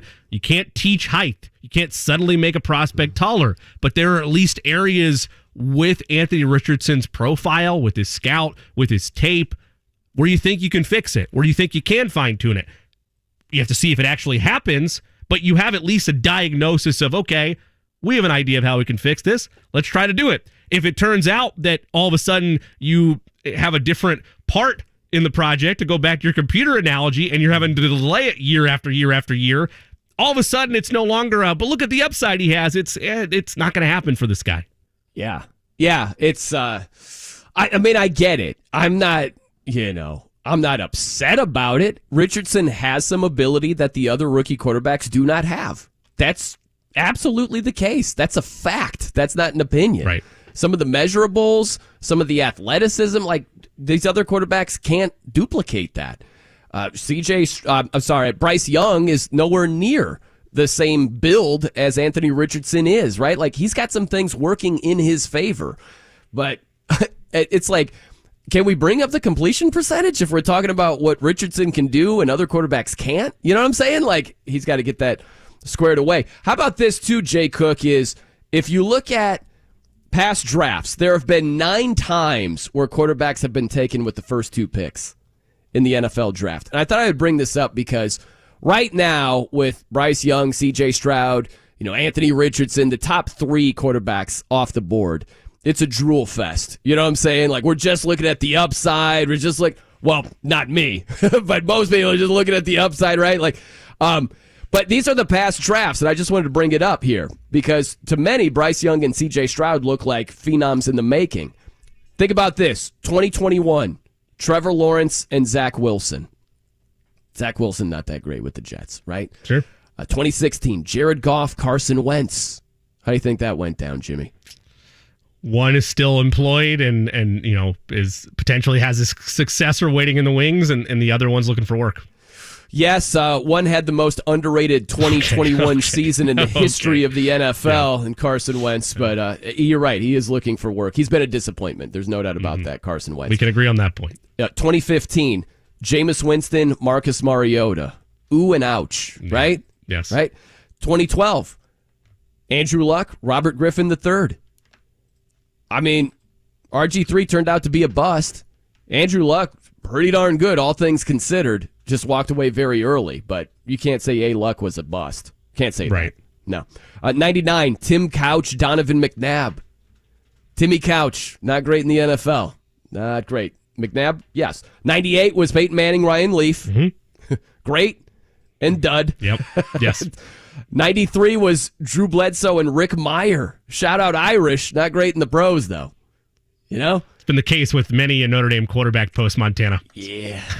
Kind of slim pickings right there. And the last one, 71, Jim Plunkett, number 1 to the Patriots. Number 2, Archie Manning to the Saints. Archie had nothing around him. And Plunkett, he struggled early, but he bounced around, had some success with the Raiders. But just to bring that up, think about how many duds are involved in the top 2 picks, the 9 times that quarterbacks have been chosen 1-2 in the draft. There have been more duds than legitimate top-line quarterbacks. That aspect of it, it's deeper than that, right? You're mentioning that the duds on back-to-back picks, but you would also agree with me, too, that the larger issue is when there's multiple quarterbacks taken in any one draft, there are anomaly drafts where there's 3 or 4 great ones. But more often than not, maybe 1, maybe 2 pan out into long-term starters. So the real point isn't, and this isn't what you're highlighting, the real point isn't, when 1-2 goes, it's guaranteed it's going to be bad. That body of work shows that, but it's a larger issue of wherever these quarterbacks are taken in the first round, not everyone's going to be winners. Somebody is going to either be looking over with jealous eyes or regret because their guy didn't pan out. Maybe they get a serviceable starter, but not an elite level talent like they wanted. Maybe they think they have the elite level talent today. Turns out in 3 years, this guy is a bust. we messed up. We had a bad swing. Jobs are lost, and it's not a good time for anybody involved. Right now, you're right, in this honeymoon phase. That's what it's going to be until training camp and week 1 officially starts. Every team, not just the Colts, in a honeymoon phase. They feel like they have their quarterback. We finally have the answer. And then when things get real, that's ultimately when we're going to find out if the honeymoon and marriage is a successful one or if it's going to end in an early divorce for both these teams. Man, you're right. It's total honeymoon phase right now. Okay, let's say this. Let's say there are 2 quarterbacks that pan out, and they're difference makers. Okay, they're like legitimate franchise quarterbacks. Mm-hmm. Who are your 2? Who do you think those 2 end up to be? Bryce Young and Anthony Richardson. Okay, you're going Young and Richardson. Yeah. Give me the reasoning why real fast. Well, so Young, I'm trying to stay consistent on this. When we had our Young Stroud debate, I was always Young first because even with the size and the injury concerns, I think he is the most complete product in the draft, and I feel comfortable with what he's going to be able to do at the next level to say he's going to take it. Also, we mentioned with comparison to him and Stroud, there's not the 5 wideout first-round complex that you're dealing with, right? You think that there's not a crutch throughout Young's career that Stroud had, and maybe that is too tough to overcome in the long scheme of things. Then on Richardson's side, I'm being a little bit homerish there because I'm banking on the upside, but I do think it's going to work out for him. I think the stuff that he struggles with right now is fixable, it's correctable, and if I'm right and Shane Steichen is right, he already has the gifts and the ability to throw it deep and have game-changing plays and create on the fly that would make him in that upper echelon of the NFL. So that's why I go with those 2 of the 4 that were taken within the first 2 rounds. Well, you could go anybody of any of the quarterbacks, and your answer would probably be the same, I would imagine, unless you want to go, Aiden O'Connell. You're a huge Aiden O'Connell guy in the 4th round. I'll give you some room if you want to switch it up on the fly. If there are 2 quarterbacks that pan out and prove to be franchise QBs, I'm going to not surprise you with one answer and surprise you with another. Okay? Okay. I'm going Will the Thrill Levis. Okay. I think he's completely undersold and underrated. He was supported by a trash supporting cast in 2022. And it's funny, love the 21 tape, not 22, as if there are no reasons other than Will Levis as to why that's the case. But anyway, I think Will Levis with a better supporting cast can be a very good NFL quarterback. We'll see if that is true or not. And I would also say, make sure you're sitting down for this, Bryce Young. That's what I thought. Because here's the deal. I don't like the smallish frame. I think he's going to get beaten up quite a bit. But I'd put it this way. Would you rather have Tua Tagovailoa or Zach Wilson? Yeah. You know what I'm saying? There's a big difference between a productive quarterback that is injury prone, and that hurts. That season by season, depending on his health status, that could take you out of playoff contention. That could take you out of Super Bowl contention. That hurts. But you at least have a good quarterback while upright behind center. And so I think Bryce Young will be good while healthy. I just don't know how healthy he's going to be. Yeah. But I think he's going to be better than some of these other guys. They're just going to wash out. Right. You're just going to get rid of them anyway. And to clarify, when I made my 2 picks, I think those are the 2 that are going to be the most successful. I still think there could be a path for Levis and Stroud where maybe they're serviceable quarterbacks and they can be a part of a team and make a living in the NFL as a starting quarterback. I just don't see the pan out in terms of where everybody wants their quarterback to go, which is be in that same breath of the top quarterbacks in the sport. Well, and that, man, we could talk for hours, Jimmy. I think this, too, it depends on what you're comparing it to. If you're just comparing it to the draft class, I think Bryce Young can be good, compared to his draft class. But what it really boils down to is how good is he compared to all the other starting quarterbacks in the NFL? That's ultimately what it's eventually, not in year 1, but eventually that's what it's going to come down to. And that's where it's well, that's a different conversation. If any of these guys are going to be among the league-leading quarterbacks, like the upper echelon, top 5, top 10 guys, I don't know if we have one of those guys in this draft. Time will tell if that's the case. But among the draft class, just comparing that, if you're saying 2 pan out, who are they? I would say Will the Thrill and Bryce Young. We'll see. Time will tell. Let's hope for Indianapolis' sake. That is dead wrong. Yeah. All right, coming up. This is not ideal for college football and a change they should absolutely be making immediately. I'm Brian Noe. He's Jimmy Cook. It's 93.5 and 107.5 The Fan.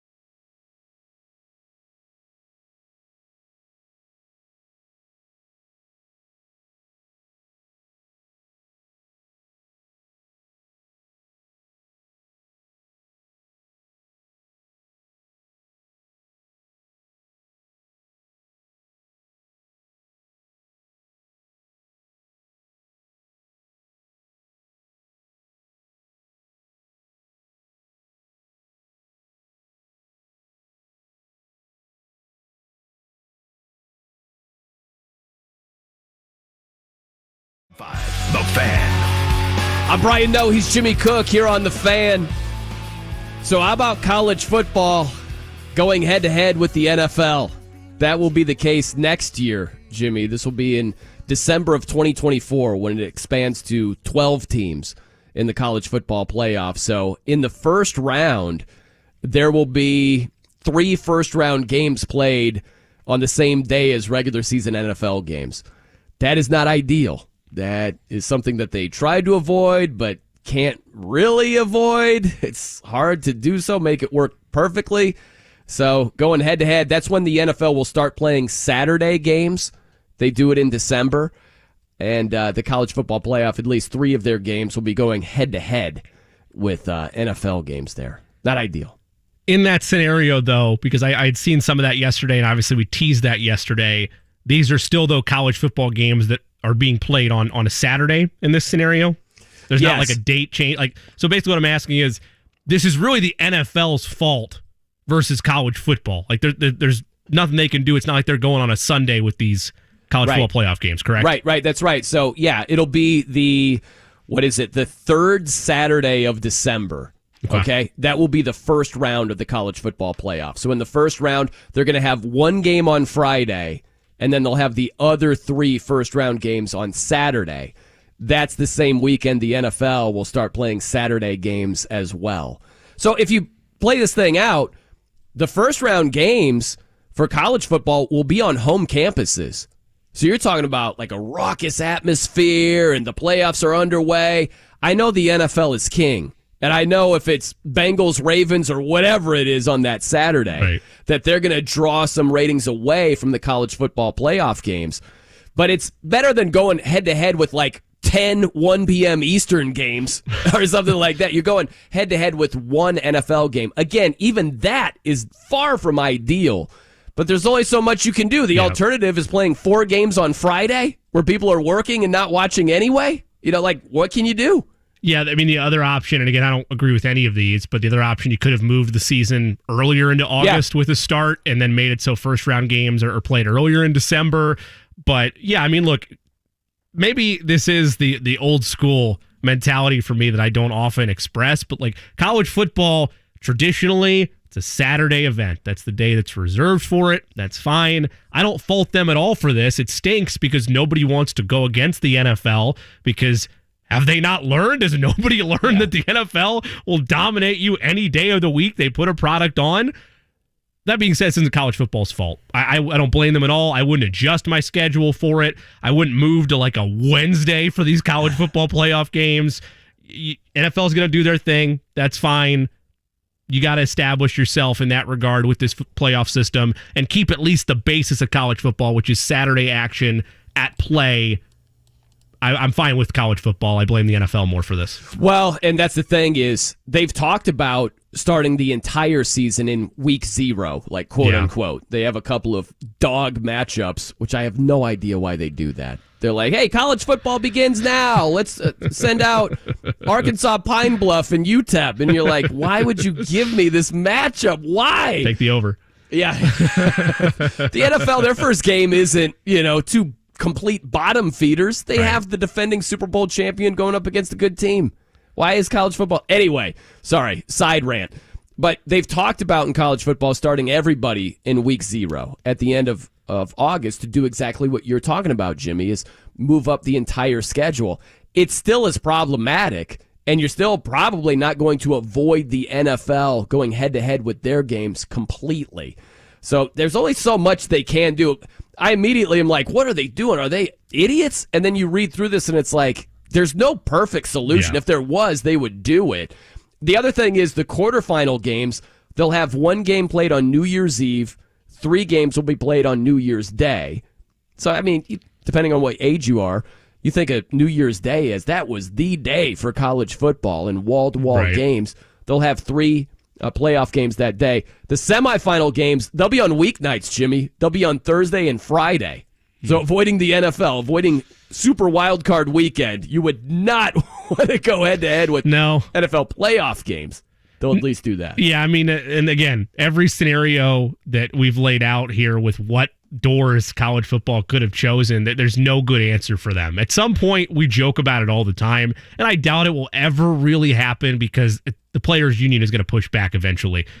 If the NFL dominates every day, you're not just, we're not going to have sports anymore. It's just going to be football. We're going to NBA season? Nah, we're going to play it in just January or I guess you're going to wait till the Super Bowl's done. We're going to go March to June in a compact schedule, and that's it. No more basketball for us. College football, same thing. We're now going to be a summer league. You can't do anything about what the NFL is going to do when they want to make it a 7-day-a-week product, literally, not just on the pundits on national TV. We want games wall-to-wall every single day. You got to do what's best for you and make the best out of a tough situation. I think college football has done that with their audibles and adjustments as best they could. Let me just say this too, Jimmy. Screw the bowl games, okay? Now let me walk you through this.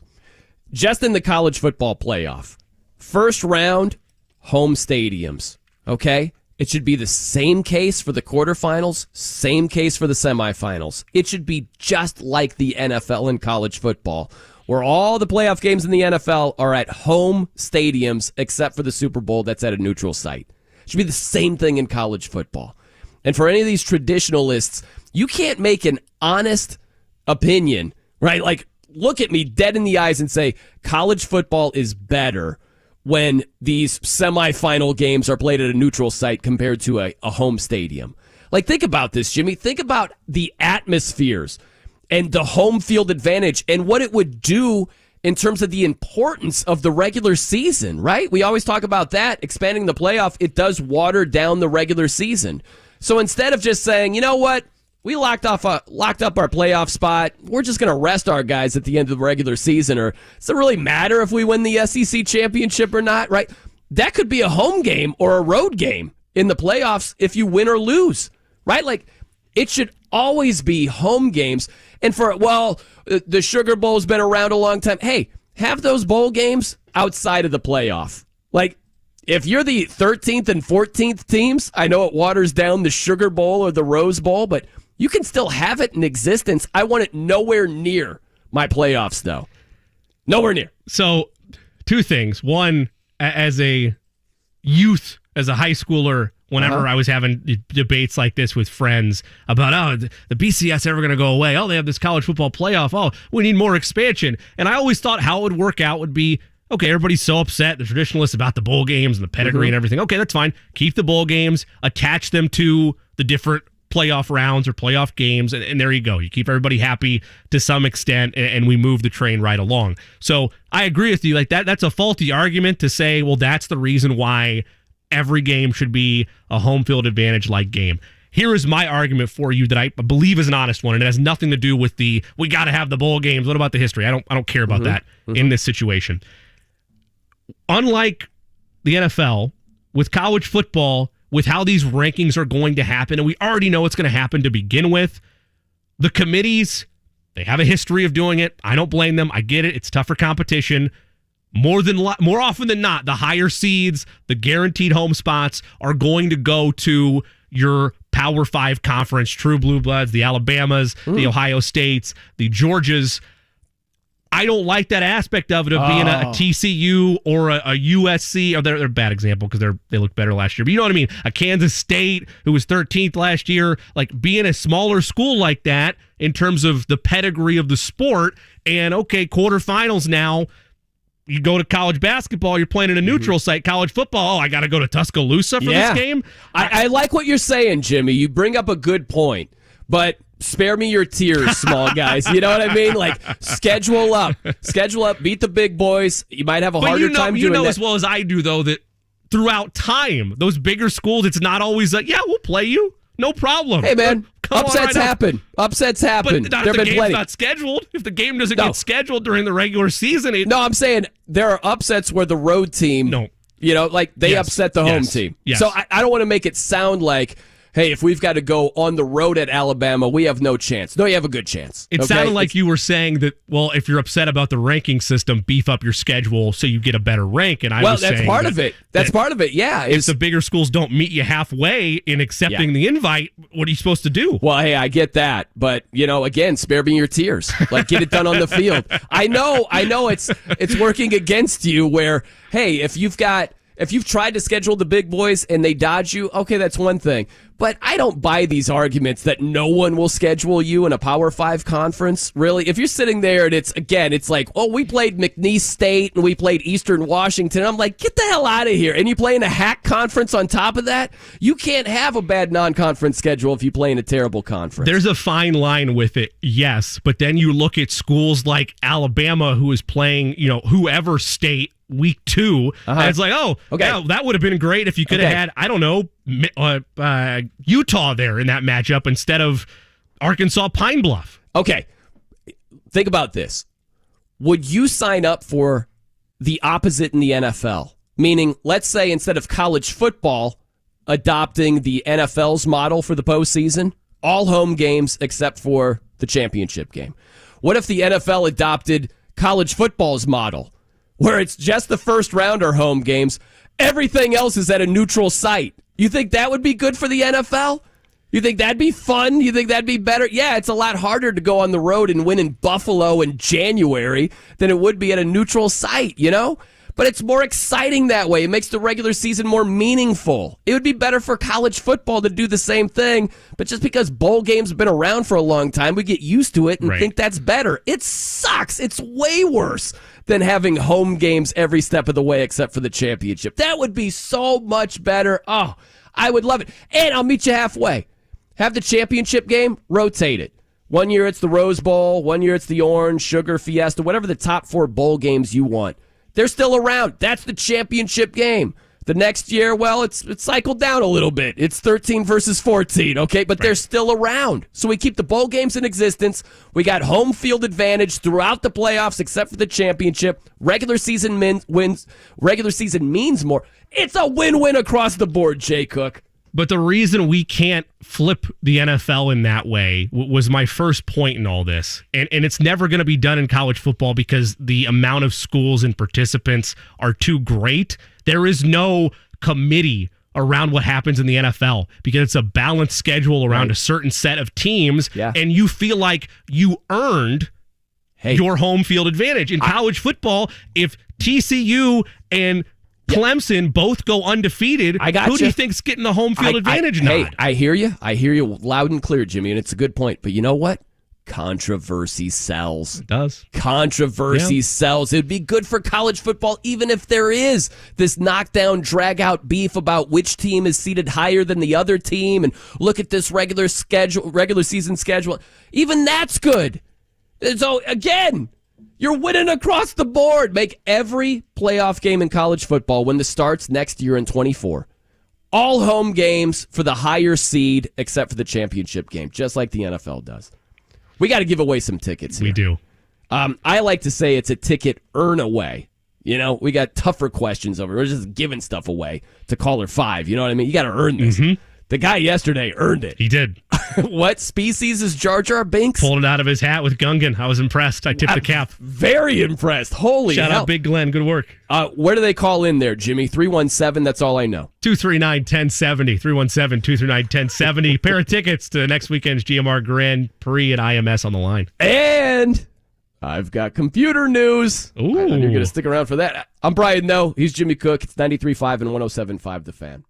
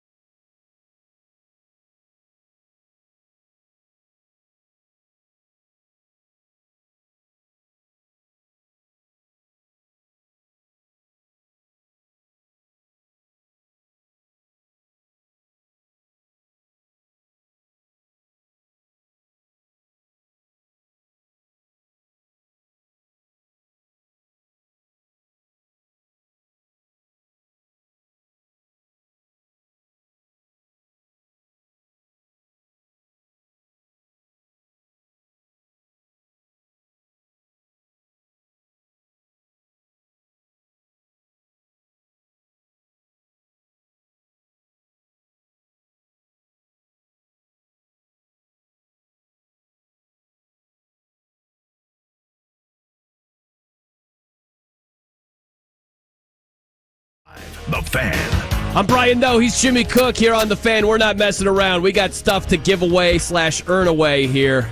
Jay Cook, where do we stand on this, buddy?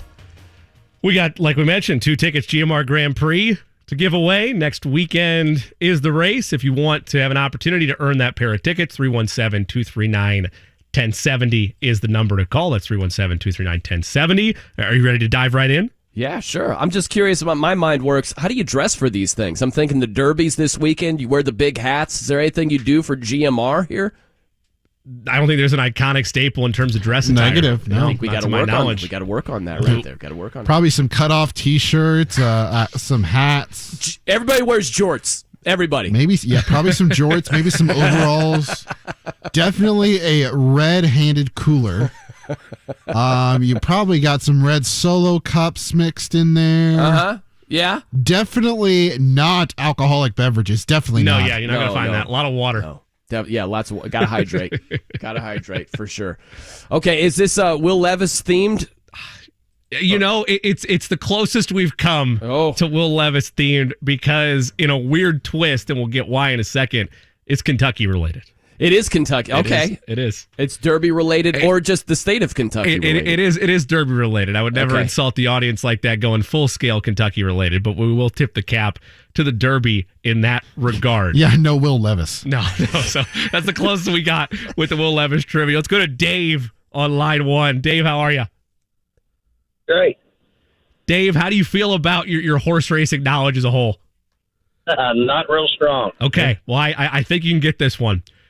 Today marks the 50th anniversary of an iconic horse's signature win in the Kentucky Derby. Can you give me the horse's name? Secretariat. Give it to him, Dave. Let's go. Let's go, Dave. Winning 2 tickets to GMR Grand Prix. I mean, how about that? Congrats on the win. That's great. But are you serious here? I went out there and I gave false information based on your question. You did. I said, we're not just giving stuff away with caller 5. You got to earn these tickets, and then you give us Secretariat? Now, look, I told him it would probably be a solid trivia question, but the way he phrased it up, I guarantee you gave it away in a legendary horse. It did. I said iconic. I said iconic. Or whatever. Yeah, but the phrasing matters, Jimmy. If you would have just said, hey, what horse won the Kentucky Derby 50 years ago? Right, that's true. Hey. It's all about the phrasing. The phrasing was key. I had a soft spot in my heart for Dave there. I won't lie. He said he had no idea about horse racing trivia. Didn't want to put him on an island.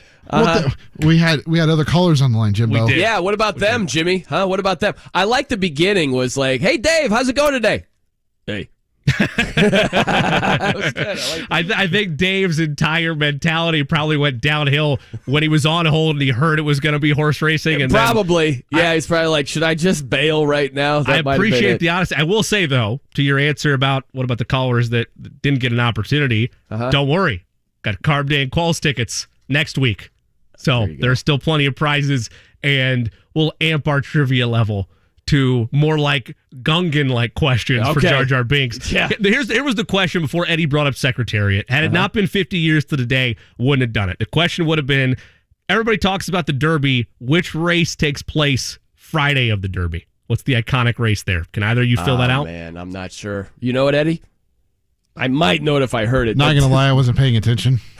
The race on Friday is another iconic race that happens.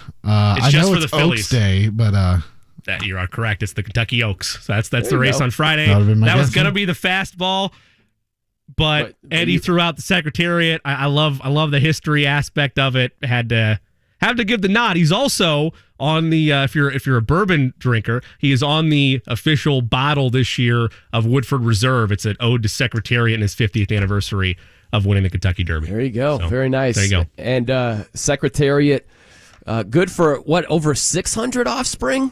Is that the number? Something absolutely insane. Yes. Yeah. Very high. Yep. Busy horse. Yes. You know, trying to recapture the glory. All right, we got Joe Reitz coming up. Colts radio analyst. Let's talk some ball. I'm Brian Noe. He's Jimmy Cook. It's 93.5 and 107.5 The Fan.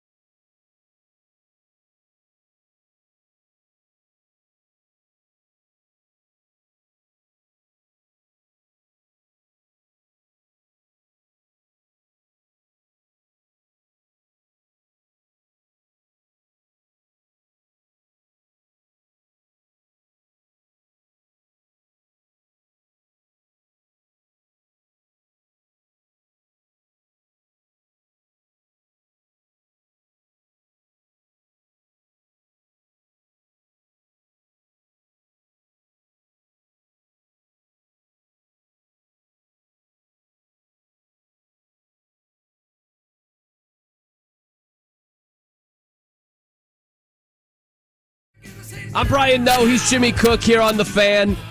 We're joined by Joe Reitz, former offensive lineman with the Colts and the Ravens.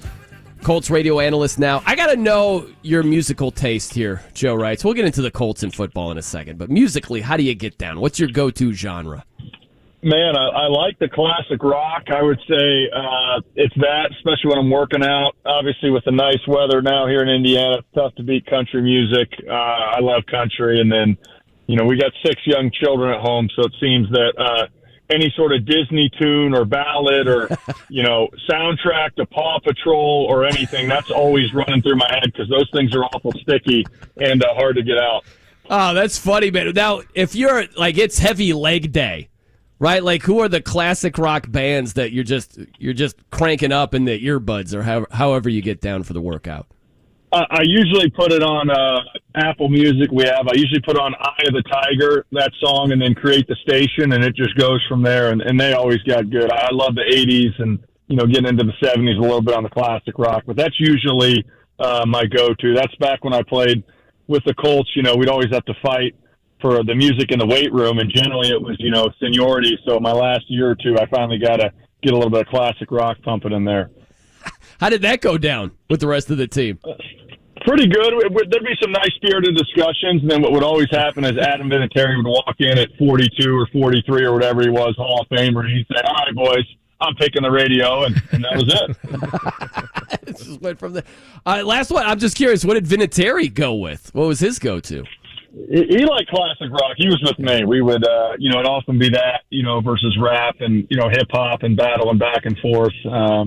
Hard to get country on because everybody thought it was too slow and, not pump you up enough. But no, that brings back good memories because especially this time of the year, right? That's what the Colts are doing now. You're not necessarily practicing the OTAs yet, so it's a lot of time in the weight room, a lot of time in the classroom and film study. But that weightlifting piece, those were fun times in the spring, as everybody starts building towards, what this 2023 season is going to be like. Mm-hmm. Joe Reitz joining us here, Colts radio analyst. How about this, Joe? If you are an offensive lineman with the Colts right now, is your mentality a little bit different in, say, year 3 as a young guy compared to, year 11 as a vet trying to chase a championship when you're starting anew with Anthony Richardson? Would your mentality change at all? No doubt. I think it's twofold. One, every year that you play and get a little bit older, you understand how hard it is to, one, make the playoffs, make a run, and get to the Super Bowl. I was blessed my first year in Baltimore. We went to the AFC Championship game. Second year, we're in the playoffs. Then I come to Indianapolis, we're in the playoffs, and you realize that it's not that easy. And so every year you get older, wow, how many more years do I have left? I want to make a run at this thing. So I think that's part of some veterans' mindset. The other part is you're excited because hopefully you got a guy that you can build on for the next decade. And the Colts have had such a revolving QB carousel since Andrew Luck retired that I think it's nice to know, hey, this guy's a pillar. He's going to be our foundation. Then the third thing for an offensive lineman, I'm jacked up we drafted Richardson. You know why? Because that guy can move, and that guy's got speed, and how our defense is going to defend us. And so as an offensive lineman, you're going to be running the ball a lot more. You're going to be running a lot more different type of concepts. It's not going to be necessarily the 5 and 7 step drop back passing that we've seen, the last 3 years with Ryan and Went and Rivers. And as an offensive lineman, it's a lot better when you can run or you can run that hard play action and you get to be the aggressor versus, backing up 3-4 yards and trying to stop some defensive end from getting to your quarterback. So that's what excites me most as a former offensive lineman.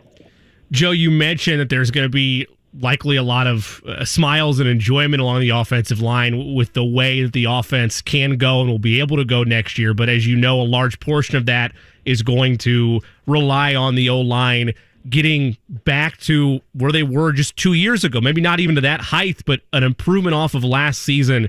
When you reflect off of where they struggled as a unit last year to the changes or the adjustments that are going to have to be made this season, how hard is that going to be, and what specifically do you want to see improved upon from the O-line? Well, I think two things, continuity and confidence. This is clearly a line that's played really good football, and a couple of years ago, everybody was talking about, are they the best offensive line in football? So regaining your confidence, and that comes from playing well and winning and doing it as a unit, but also continuity. last year they went in with a left guard or left tackle and a right guard that weren't the same guys at the end of the year. And that's a big deal. But now you're starting this year, and you hope that Fries and Ryman are the answers. And so now you combine the 5 guys, and you're going into day one of off-season workouts that started a couple weeks ago and saying, this is our unit, and we're going to build this unit together. And then I think the elephant in the room is we haven't had a mobile quarterback really for the last 3 years. Wentz a little bit, but with Ryan and Rivers. And now you're coming into maybe kind of this new NFL with all the speed on defense and have a quarterback that can move out of the pocket.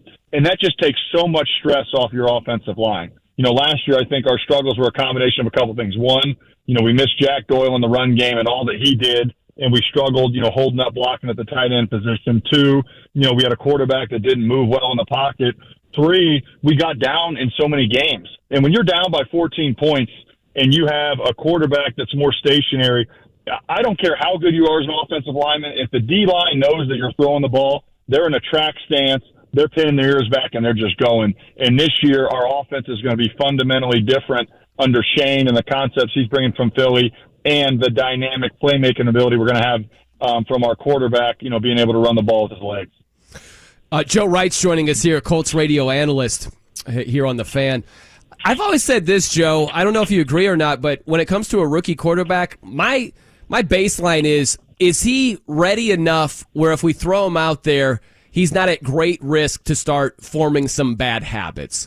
And if that's the way you view it as well, I'm curious from a player's standpoint, if you have a rookie quarterback, how long does it take you as a player to get a pretty good sense of he's ready enough where we can get him out there? Yeah, he's going to take his lumps, but he's not at great risk to start forming some bad habits. Yeah, that's a tough one because I think the NFL, there's really 4 speeds to the game. You have your off-season speed right now, then it ramps up in training camp, then it ramps up in preseason, then it ramps up in the regular season. So I think the biggest test for Richardson will really be preseason games, and when the lights are shining bright, what does he do? But again, preseason isn't the regular season, and so you're not really going to know until you're in that regular season format, and I think the guys have to be able to play. You have to play to gain experience and get reps, but it's kind of that dual-edged sword. Do we put him out there week 1, or, is Minshew the guy to start the season and you work Richardson in and have different packages, and all of a sudden maybe he takes over the starter later in the year? I think that's what remains to be seen with this Colts team. But the bottom line, to get better, you have to get those game reps. There's nothing like it, and Richardson will need that to develop. But I think what's nice is you can start building your offense right now around Richardson and what he does best. But you got a guy in Minshew who's run that system in Philly, who's a proven quarterback and go out and win games. So you have a nice safety blanket, too, if the coaching staff decides, hey, we might not start Richardson week 1 right out of the gate, but we'll work him in as the season goes on, and maybe, he takes over as your starter later in the year. Joe, I want to be optimistic about the Colts wide receiver room and give a benefit of the doubt there that, I wanted and was preaching for a leap from Michael Pittman Jr. last year, but maybe the reason we didn't fully get it was because Matt Ryan was a shell of himself, and by the end of it, they were having, basically me or Brian try to throw to them. So hopefully that gets remolded and fixed with, more competent quarterback play. Let's say it's not Richardson and it's Minshew out there first. How does he either open things up, or what new perspective does he bring to this offense where there's still room for growth for Michael Pittman Jr., for Alec Pierce, for new rookie Josh Downs, if it is Minshew under center week 1?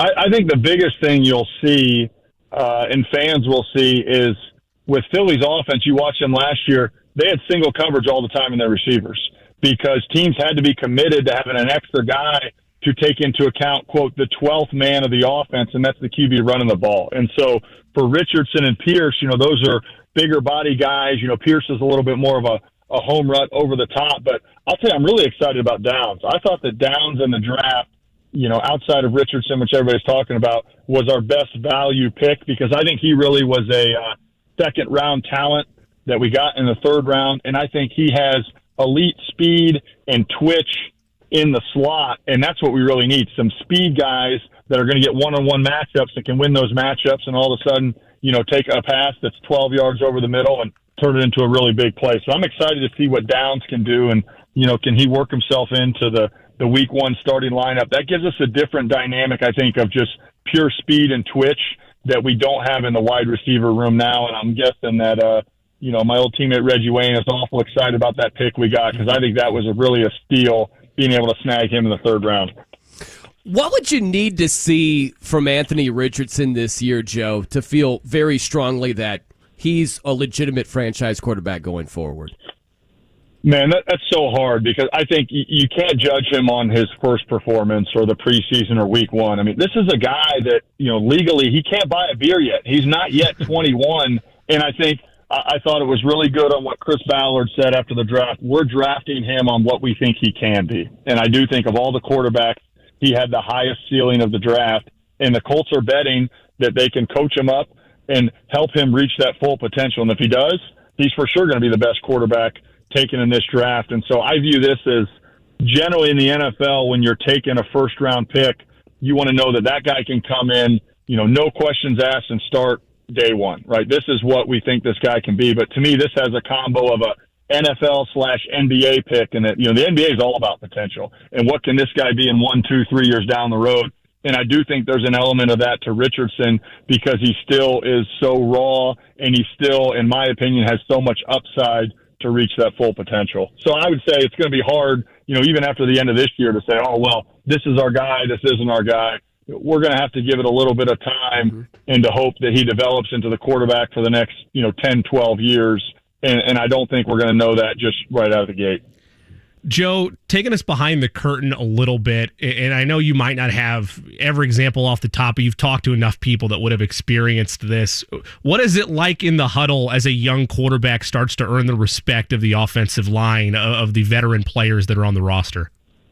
Yeah, you definitely have to earn it. You give a little bit, but you have to earn it. And, my experience with a young quarterback, I had too, Joe Flacco in Baltimore, and then, Andrew Luck here in Indianapolis. And Flacco, it took a little bit of time. He definitely had that command and presence, but he wasn't lighting the world on fire his rookie year, even though we made the playoffs, where Andrew was a little bit different. He stepped in day one, our first off-season workout, and he was changing protections and making different calls and making up new calls, and everybody's looking around like, okay, we got this guy. And so I think Richardson's going to be a little bit more that he's going to earn that respect over time as he continues to develop. That's your job as an offensive lineman, right? To support the young quarterback and say, hey, what can we do? We have to be at our very best, so we give this guy a chance to be successful, and not just the O-line, but the receivers, backs, tight ends, the other 10 guys. When you're playing with a young quarterback, it's really important that they're at their very best, because you have to give a guy a good chance to grow, and you got to let him be successful. And that happens by those other 10 guys doing their job and doing it very well. Hey, Joe, before you go, and we appreciate your time, I'd like to do a little take your pick classic rock style, okay? So I'll give you 2 songs, and you break the tie for me in terms of your personal preference. Love that. All right, here we go. Okay, here we go. First one, Hotel California or Freebird?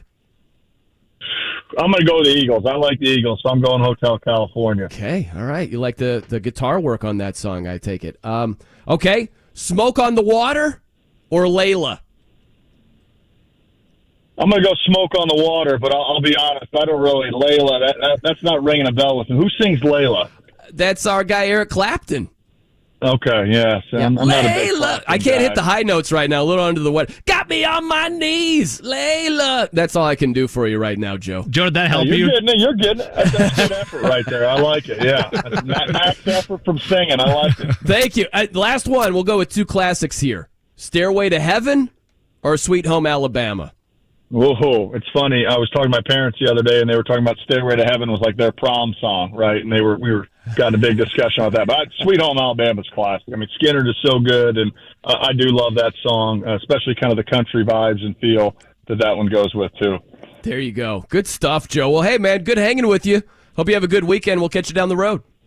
Yeah, appreciate you guys having me on. And I think, for all the fans, I just think for me, the biggest excitement for me is it's kind of a new era of Colts football, right? It's Richardson, and we're betting on the future of the NFL and a different type of offense than we've seen the last quarter century here in Indianapolis. And I just think that unknowns, that potential, that hope that's out there, it's really exciting. So for me, I'm super pumped schedule's coming out next week, and then you start to think, okay, these games are coming into Lucas Oil. I want to get tickets for this, or this will be a fun road trip. So it's definitely going to be a fun here off season as we wait and watch the quarterback develop and the rest of this team develop with the new coach, Steichen, and what we're going to be here in the future for the Colts.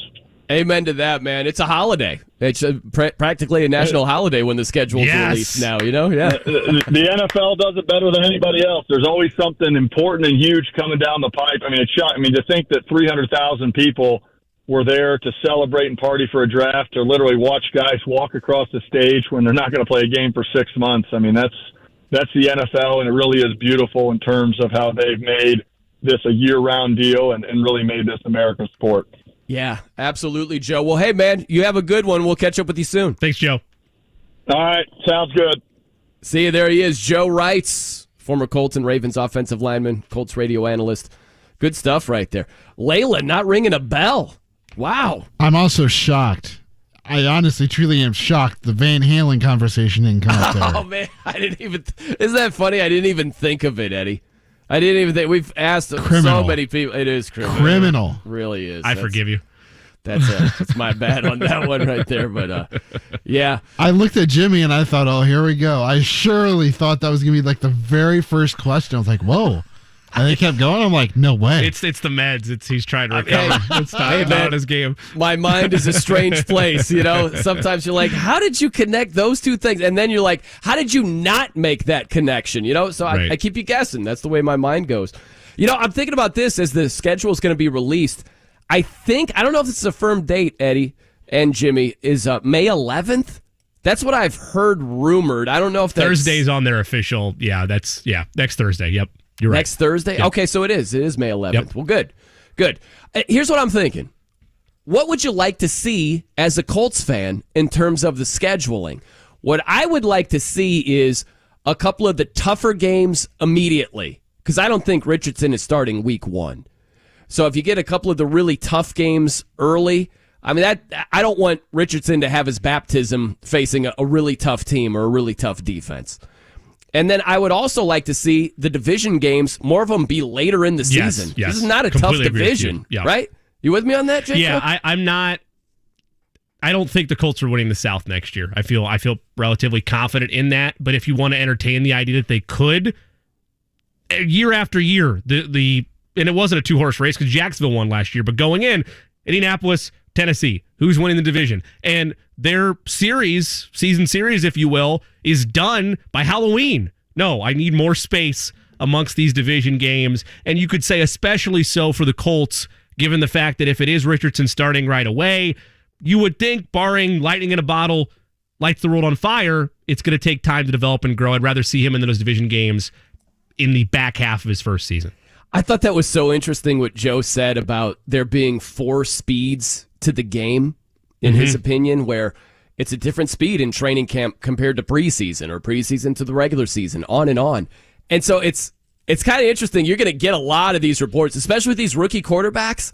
You'll get, Anthony Richardson was 8 of 11 for 117 yards and a touchdown. And you know what I mean? In training camp, you're going to get that with all the rookies. And fan bases are going to eat that up and be like, all right, this is what I was talking about here.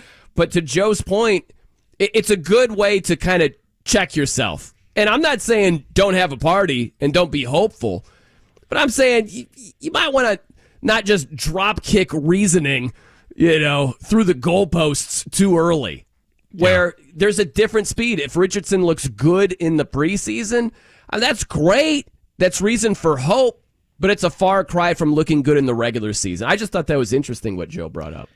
You need to have a level-headedness about you at each one of these levels that Joe was referring to, right? Like, you want to see positive each time. It's like our joke about pro days. You don't want to hear bad reports from pro days. You don't want to hear after he was actually 1 of 9 and threw 5 in the dirt on a 5-yard route to the sidelines. That's not what you want to hear. You want to hear good things, but you take each one with a grain of salt, and it gets a little bit bigger as you get further along on the levels, to the point that week 1 as a starter, then you can start to make true evaluations.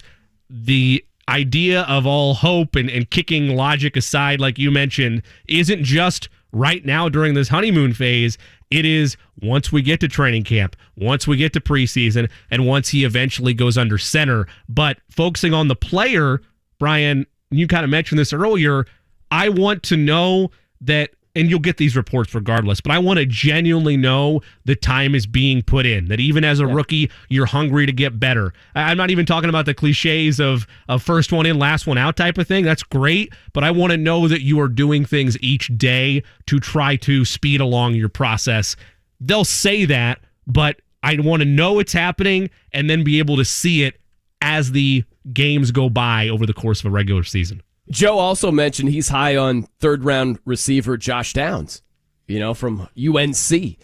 And I thought it was interesting. I'll try to get the audio for everybody before the show ends. But there's a video when he got the call, and he's having a short conversation with Chris Ballard and then also Shane Steichen. It's really cool. He's very emotional. He's around family. He's crying. Like, he's worked very hard to get to this moment. It's really cool.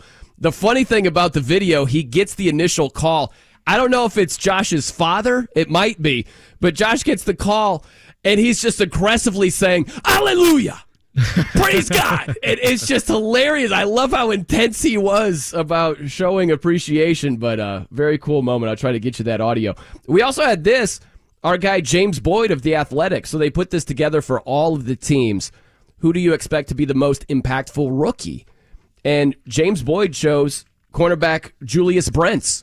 He's an Indianapolis native from Kansas State, went to school there.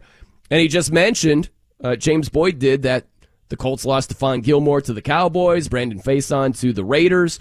And you've got Kenny Moore as the vet. And you might see Julius Brents be a day one starter for the Colts.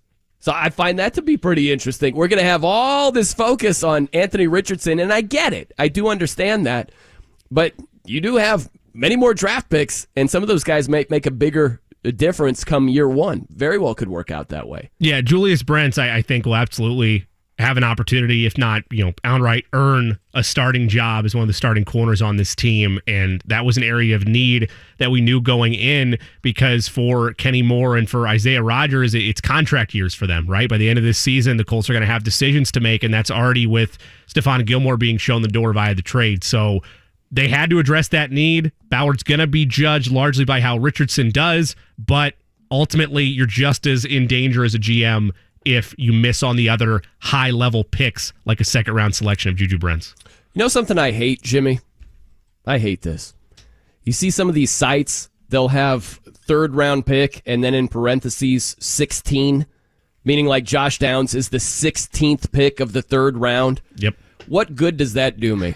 I need to know the overall selection that he was. Don't make me do math and add, there were 31 picks in the first round. There were how many in the second round? Oh, gosh, plus 16. What are we doing over here?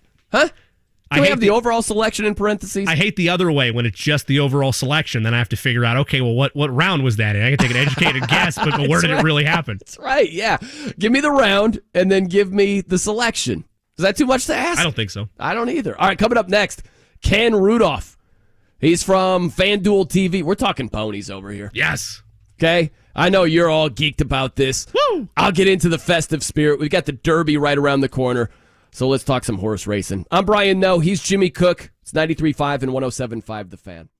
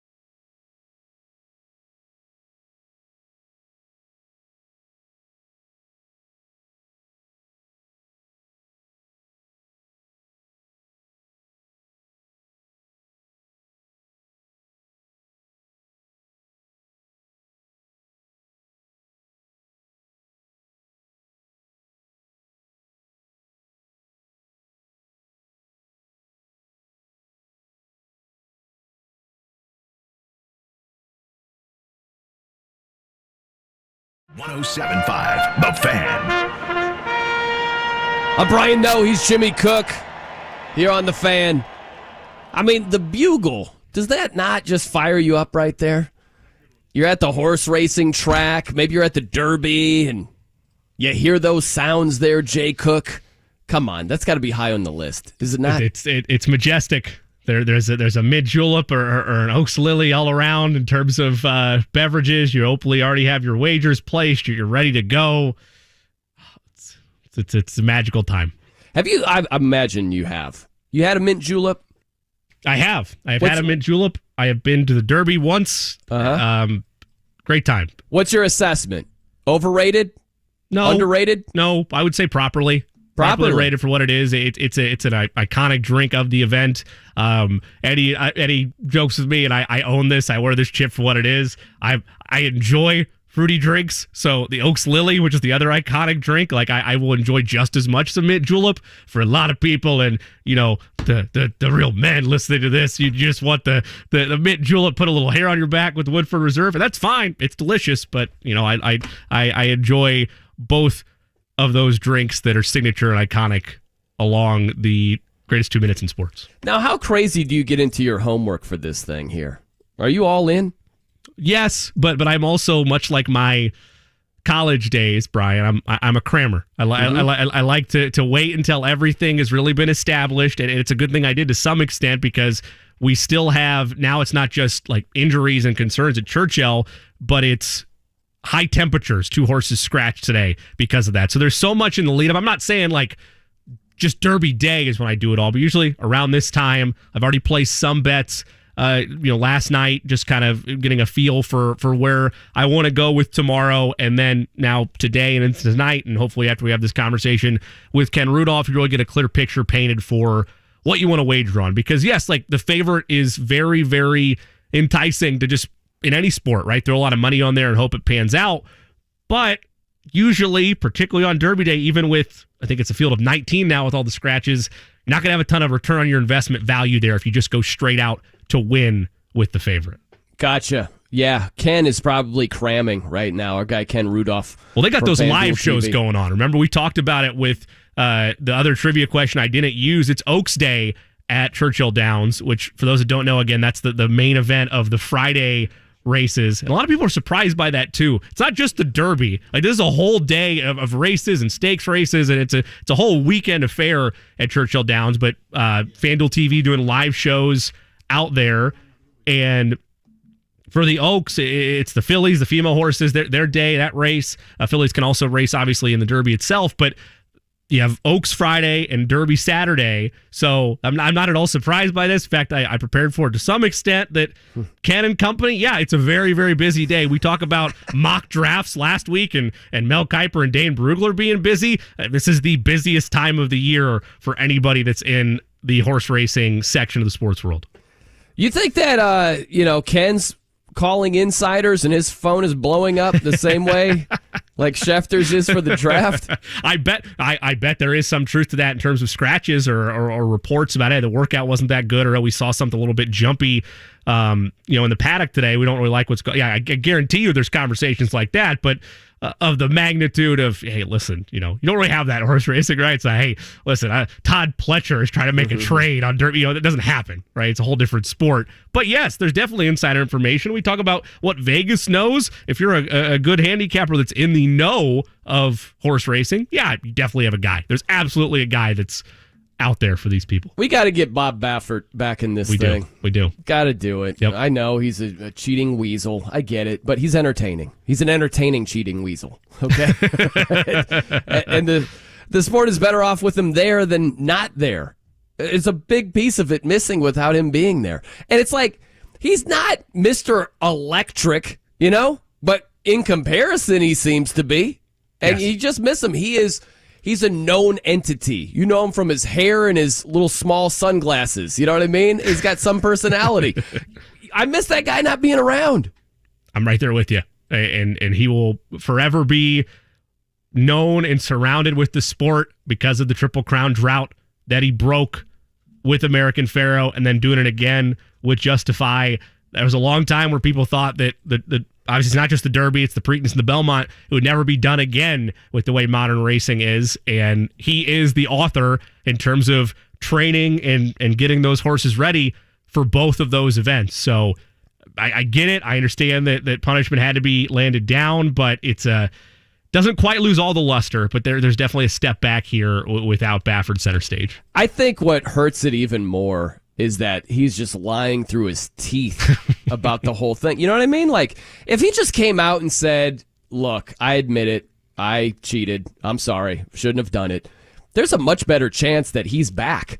But with him, oh, no, I would never even think of doing something like that. I just wish more people would admit it. You know what I mean? Like, whether you're a horse trainer and you're juicing up these horses or whatever it happens to be, I would just have much more respect if you said, you know what, I was an idiot. It's the same thing with PEDs when it comes to athletes. How many athletes have been like, not me? Ryan Braun, then with the Milwaukee Brewers, swore on his life that he did not have any of these substances in his body. And that was a lie. I just wish someone would say, you know what? It was stupid, was looking for an unfair advantage. I apologize. I'm not going to insult your intelligence and say I didn't do this. Nathan Shepard, shout out to this guy. He was drafted by the New York Jets. He's a defensive tackle. He's now with the Saints. He's one of the very few guys who got popped for PEDs and just flat out admitted it.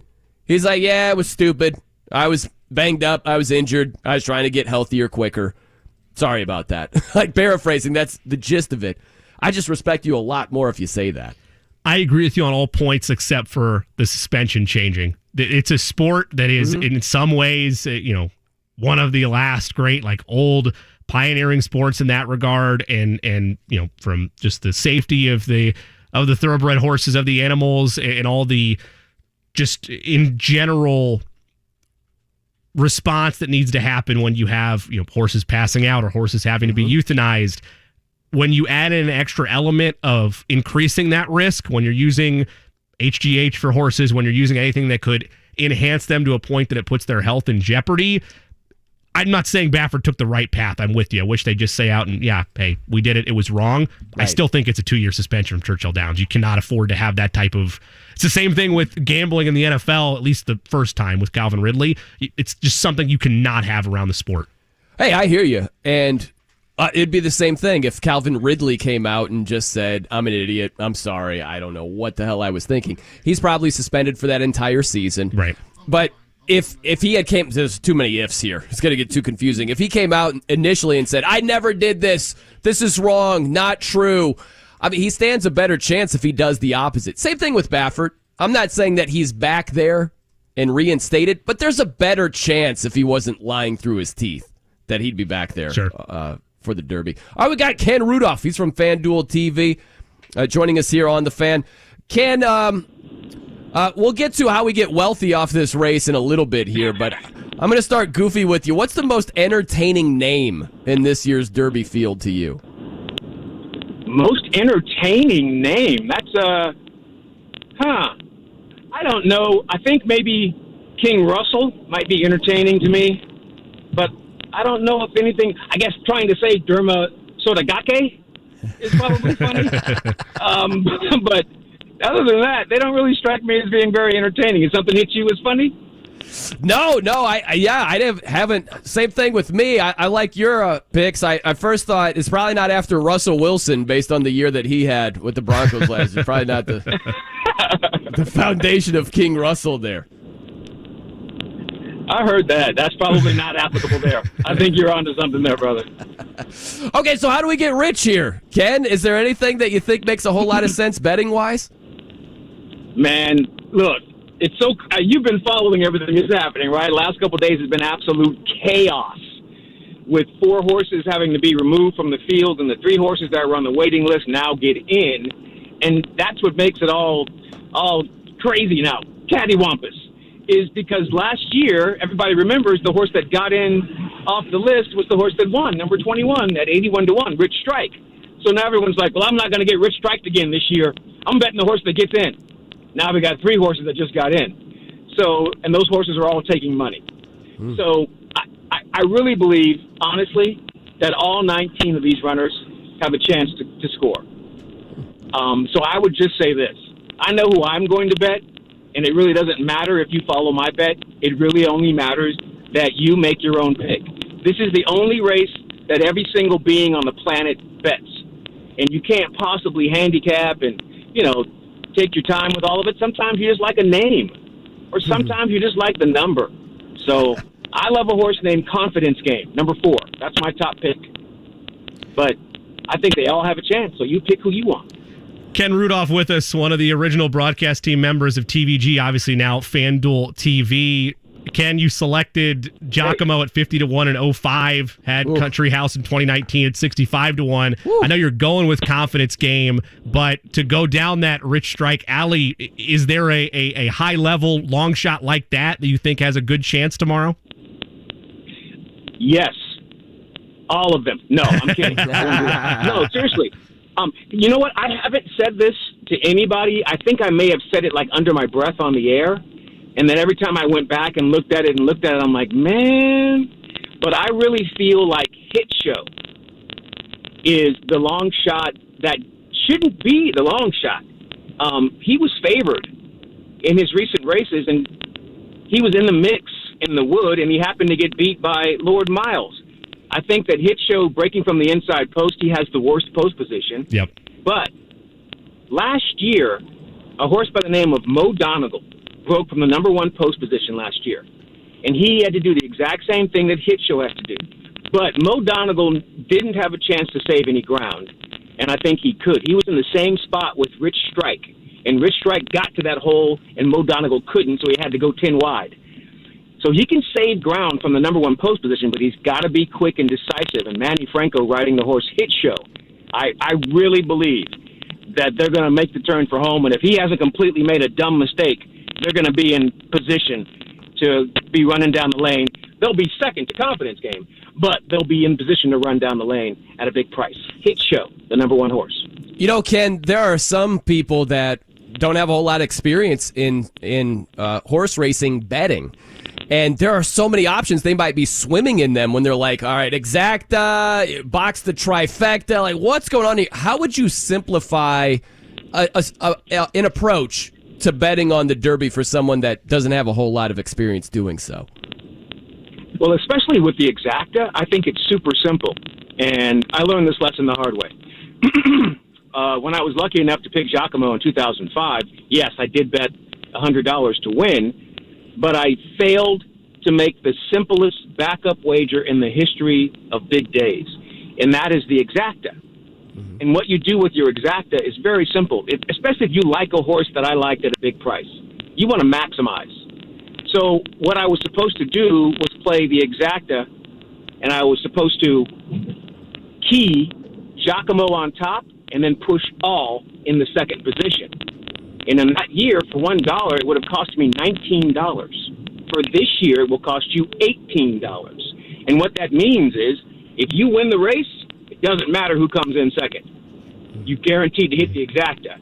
And what you're hoping for is what happened in 2005.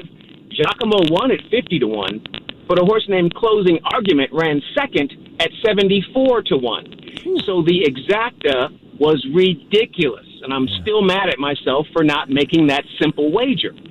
I did it for Country House. It didn't pay nearly as much, but I was happy that I made that backup play.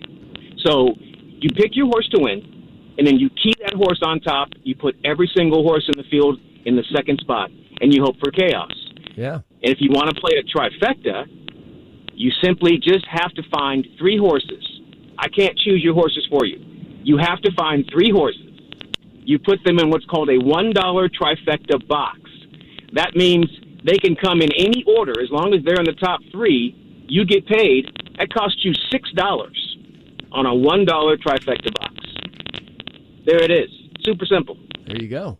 Ken, last thing on my end, selfishly, when you look at this field, because I love more than just the Derby, how many of these horses can legitimately contend for the Triple Crown? Ooh. Yeah, somebody else asked me that, and I was like, what? Wait a minute, I don't even know. So I never even think about that until they cross the wire in the Derby, if that makes any sense. Because then I've got a feel for their running style. And like if they did it on the front end in the Kentucky Derby, we automatically think, well, yep, you're going to be able to take them all the way around the Preakness. Sure. So, you know what I mean? Or if they just sat right off whatever runner and they would just incredibly push button, like, you know, a runner like California Chrome. I remember watching him win the Derby. He was so push button. He just took off. And we're like, oh, my God, they're not going to beat him in the Preakness. He's incredible. Right. So if a horse like Forte is up in the mix early on and just gets away from the field and demolishes them and just dominates, then obviously he's the kind of horse that has already shown us he can win on the front end. He can win from back of the pack with traffic. And if he wins the Derby with ease, he's the horse that has shown that he has the ability to take it all the way through the Triple Crown. Forte is probably the only one. Hey, Ken, thanks for the time, man. Enjoy the Derby. Have a great weekend. Hope all your bets come through. Thank you all for your time. I really appreciate you. Have fun. Good luck. Bet whatever you want to bet. Don't take anybody else's advice. Follow your heart. Thanks, Ken. There you go. Ken Rudulph, FanDuel TV. I like that. Don't follow anybody else's advice. Think for yourself. I'd be the worst fantasy football host of all time. You know what I mean, Jimmy? Where they're like, I got 3 receivers I need to start 2. I'd be like, here's my advice. How about you grow a set and make a decision on your own? You're a grown man. What are you doing over it? I'd be a horrible host. Then they give you a bump and be like, hey, Brian, we're paying you 6 figures to do this job. You think you give a little bit, but hey, I got you. No problem. You know what? Why don't you start Jalen Waddle? It's fine. Yeah. All right, coming up next, Jay Cook's got some picks for you. We've also got some championship audio to throw your way as well. I'm Brian Noe. He's Jimmy Cook. It's 93.5 and 107.5 The Fan.